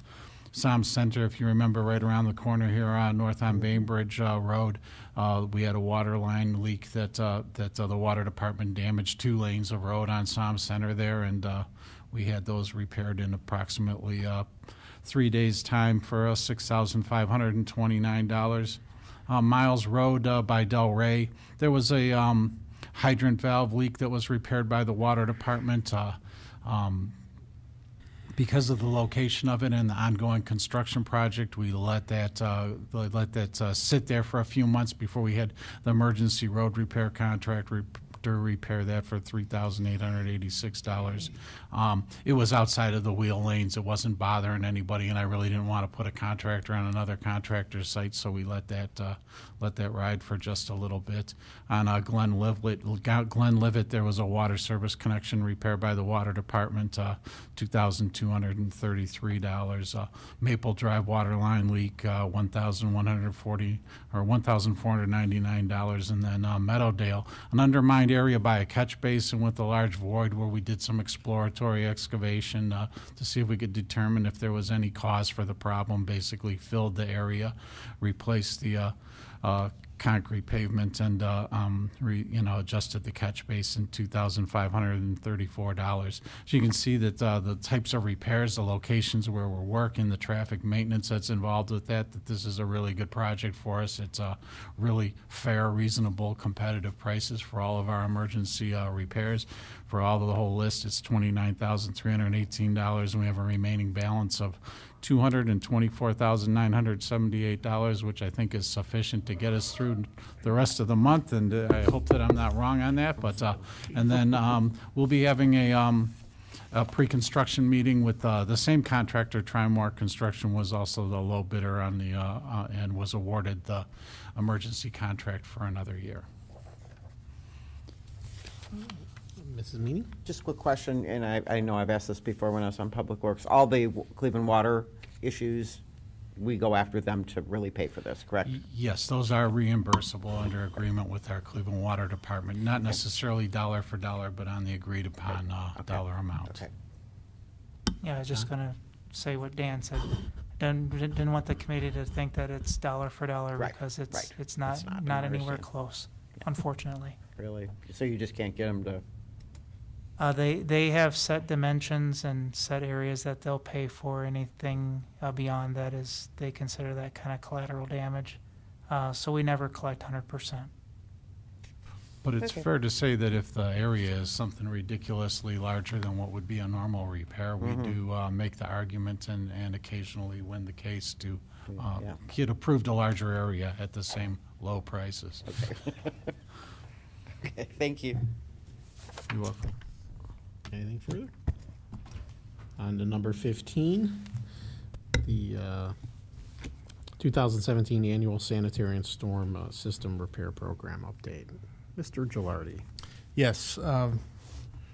Remaining, what's listed below are the last, there were 5 jobs that tracks our emergency sanitary repair contractor is billing for us. I'm working on real diligently trying to get the bills correct, so that's why it's taking a little bit of time. There were 3 more that were just added. There was the force main, which came in at $7,139.80. There was the Bainbridge Road culvert for plates. They came in at $1,305.50, and the estimate for the Rolling Brook project was $68,684. So once all that's done and paid for, that'll take our budget down to $22,207.76. So The Rolling Brook one, I just got that today, and that's the complete estimate for that job. So we're starting to get a little close on this contract. Is the 18 contract in place? Yes. Ready to be put in place? Yes, it is. That's going to be Neroni, and they will start January 1st, I believe. Okay. John? The contract itself has been bid out and has been awarded through committee and council. The final contracts won't be signed by Mr. Rubino until the 2018 budget has been accepted and approved. Mr. Driscoll, you want to give us the knock on wood that we're going to be okay with the 22,000 that's left? Any other questions on that? Anything else? Okay, on to number 16, our Water Reclamation Department report. Paul, what do you have for us? Well, I figured for the benefit of the new council member, Mr. Shimitz, and a refresher for Councilwoman Meany, I'd go through our report real quick. I know it's long, so I'll try to be brief, because you guys always have so many questions. We will never be as long as Rick Bell's first meeting that he chaired. Oh, I'm starting to think. No, I think another hour and 20 minutes to hit that number, but. So I'll go through this and try to be quick. Just to kind of give you a brief idea of what my report really entails. So if we look at the first box up on the top, that's really plant performance items. The first column is total flow. Second column is our average flow. As you see, we're right around 3.1 million gallons. We're designed for 5.8. That second column kind of gives you the percentage we're operating at design. Same thing with these columns for BOD suspended solids as you move right. Just for the month of October, we were at 13,782 pounds per day. We're actually designed for 19,600 pounds per day. Same thing with the suspended solids. So those are the percentages of design. What's really important to look at for these numbers is what our removals are, which are the last two common columns for BOD and suspended solids that we're removing 99%. And it's become so redundant just to put 99%. I started even ratcheting down what we're actually getting per numbers. So that's milligrams per liter of 0.5 milligrams per liter and 0.9 milligrams per liter. I mean, that's really, really low numbers. So plant performance right now is outstanding. The second row is boxes there is a revenue report. Surcharges is what we charge industry for higher strength waste. As you go right, the month-to-date collected was $9,225. The yearly date collected was $527,000, and that's the estimated amount was $550,000. So we're approaching those numbers to actually hit our targets. We'll probably be a little bit over for the year for surcharge collections because our next bill just went out, and we'll usually see a good amount of money come in before the first of the year. So I project we'll probably be over $550,000 for our surcharge collections. The next row is usage. That's what we charge for sewer rates. We collected about $251,000 this month. Year to date, we're about $3.9 million. We're estimated about $4.9 million. Again, that bill's going out. We usually collect about $1 million before the first of the year on that first billing that just went out December 1st, so we should hit our target number there as well. The next row of boxes there is tap-in fees.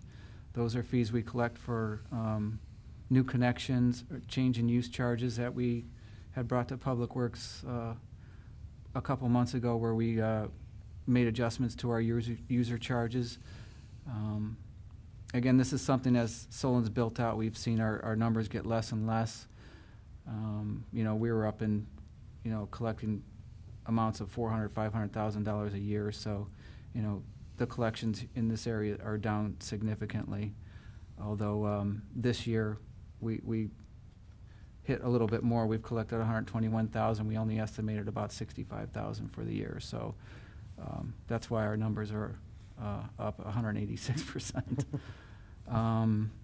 Interest income, that's really what we earn in this 512 account. The reason that our collected interest year-to-date is up so high is because we transferred some money from our operating fund, which is our 511 fund, into that into this 512 fund for our construction project that we're going in. We transferred $5 million in there, so the interest that we're collecting on that account has went up significantly. Hence, that's why that number is so inflated from what our projection of about 10,000 was. If you go down through the expense report, this is really just covering our basic operational line items as far as full-time pay, for overtime pay as you go down through that column for personnel, and go down for our utilities. You know, kind of just gives a up-to-date where we're at there. Other expenses really entails contract services and supplies as you move down, and then we have maintenance and debt service in there as well. And then the overall total of what our budget is at right now. So our budget right now is about 2.9 million, and this is only the October report. So we'll be pretty close to the 4 million by the end of the year. And then the last row is the unencumbered fund balance. Again, that's kind of what we have in the operating fund right now. We have about 5.3 million. In the 512, as far as the account balance, is 914,000, but we still have about 5 million that we're operating out of for the construction project in that 512 account. Any questions? Okay. I kind of ran through that pretty quick, but No. Makes sense. No question? and I forgot to bring pictures, so I Next promise time I'll bring bring them. pictures. Promise I'll bring them next time. Get that gold Come comment down to the plant bed. sticker. I told him I'd take it. Okay, and on to number 17, the Service Department report. Bill, do you have anything you want to highlight for us? Yeah, basically, just going through the report quickly, it's a breakdown of what each. Might help if I turn that on. It's a breakdown of what each division does within the department. So administration is basically the people up front and what we handle up there. Fleet, and just a reminder for the committee that our fleet just doesn't do service department vehicles. We service the vehicles for the entire city. Police, fire, water rec department, service, and pretty much everything that has wheels on it. Sewer division, second shift, so each one's broken down on the projects that were done within each division. And one of the big highlights that we did this past month was all the holiday lighting work that we done. We had a very nice holiday lighting the day before Thanksgiving. Compliment the gentleman and the dad, Mr. Siebert, Mr. Amick, and both Thompsons, Jim and John, do an excellent job with that. Moving on, if you go through our financials, you'll see a big spike in overtime, obviously, for this past month. That's primarily due to the leaf season, to make sure that we're staying up to date with the leaves. We are roughly running 1 week to get through the whole city and to complete the city at a time. We do have all 6 leaf units out. And the last thing I'd like to mention is, with the previous committee, I had brought to the committee's attention that I wanted to change the starting time for rubbish. I believe it was 10:60. I wanted to change the starting time from 7:30 to 7. The committee asked me to put out a survey. We started doing that mid-November. We also sent a mailer out throughout the city on how to get to the Survey Monkey. So there's a link on the Service Department's website. Would like to continue the survey through mid-December. So far, the responses are positive to move the time from 7:30 to 7. But I would like the committee to act on this the first of the year. So when we do change to our summer hours again, the legislation is in place to start at 7 o'clock. I can entertain any questions the committee has right now. I have just a real quick one. I remember years ago talking to Tom and about, replacing some of the street signs, because I know if you go down here on Bainbridge, they're much bigger. Some of the ones in my neighborhood, and I've had them like, the Birch Circle sign, they're smaller. Is there any, or is that something that you started to do and then, Because I had heard originally, well, they're kind of going around the city. Well, it was- Some of them I think are too big, but then some are, Well, think, a I little believe too it started with the small. regulatory signs, and they have to be high visibility now, high Okay. reflectivity. They started with the regulatory signs, and they're slowly moving throughout the city with the regular street signs. Okay, So they're slowly moving through to get through most of them, okay. So that means they will be a little bit bigger. eventually, yes. Within the guidelines that the Department of Transportation has. Okay, okay, thank you. That's my only question. Good report, though. Very thorough, thank you. We have nothing under inactive. Do we have any comments? Nope. I would just like to wish everybody on the committee a Merry Christmas. It's a real pleasure working with all of you. I'm grateful to Mayor Kraus for allowing me to have this opportunity to not only serve on the committee, but to chair it as well. I'm very proud of the work that we do here, and I am proud of, it may sound strange, but coming from me, but I am proud of the work that each of you do as well.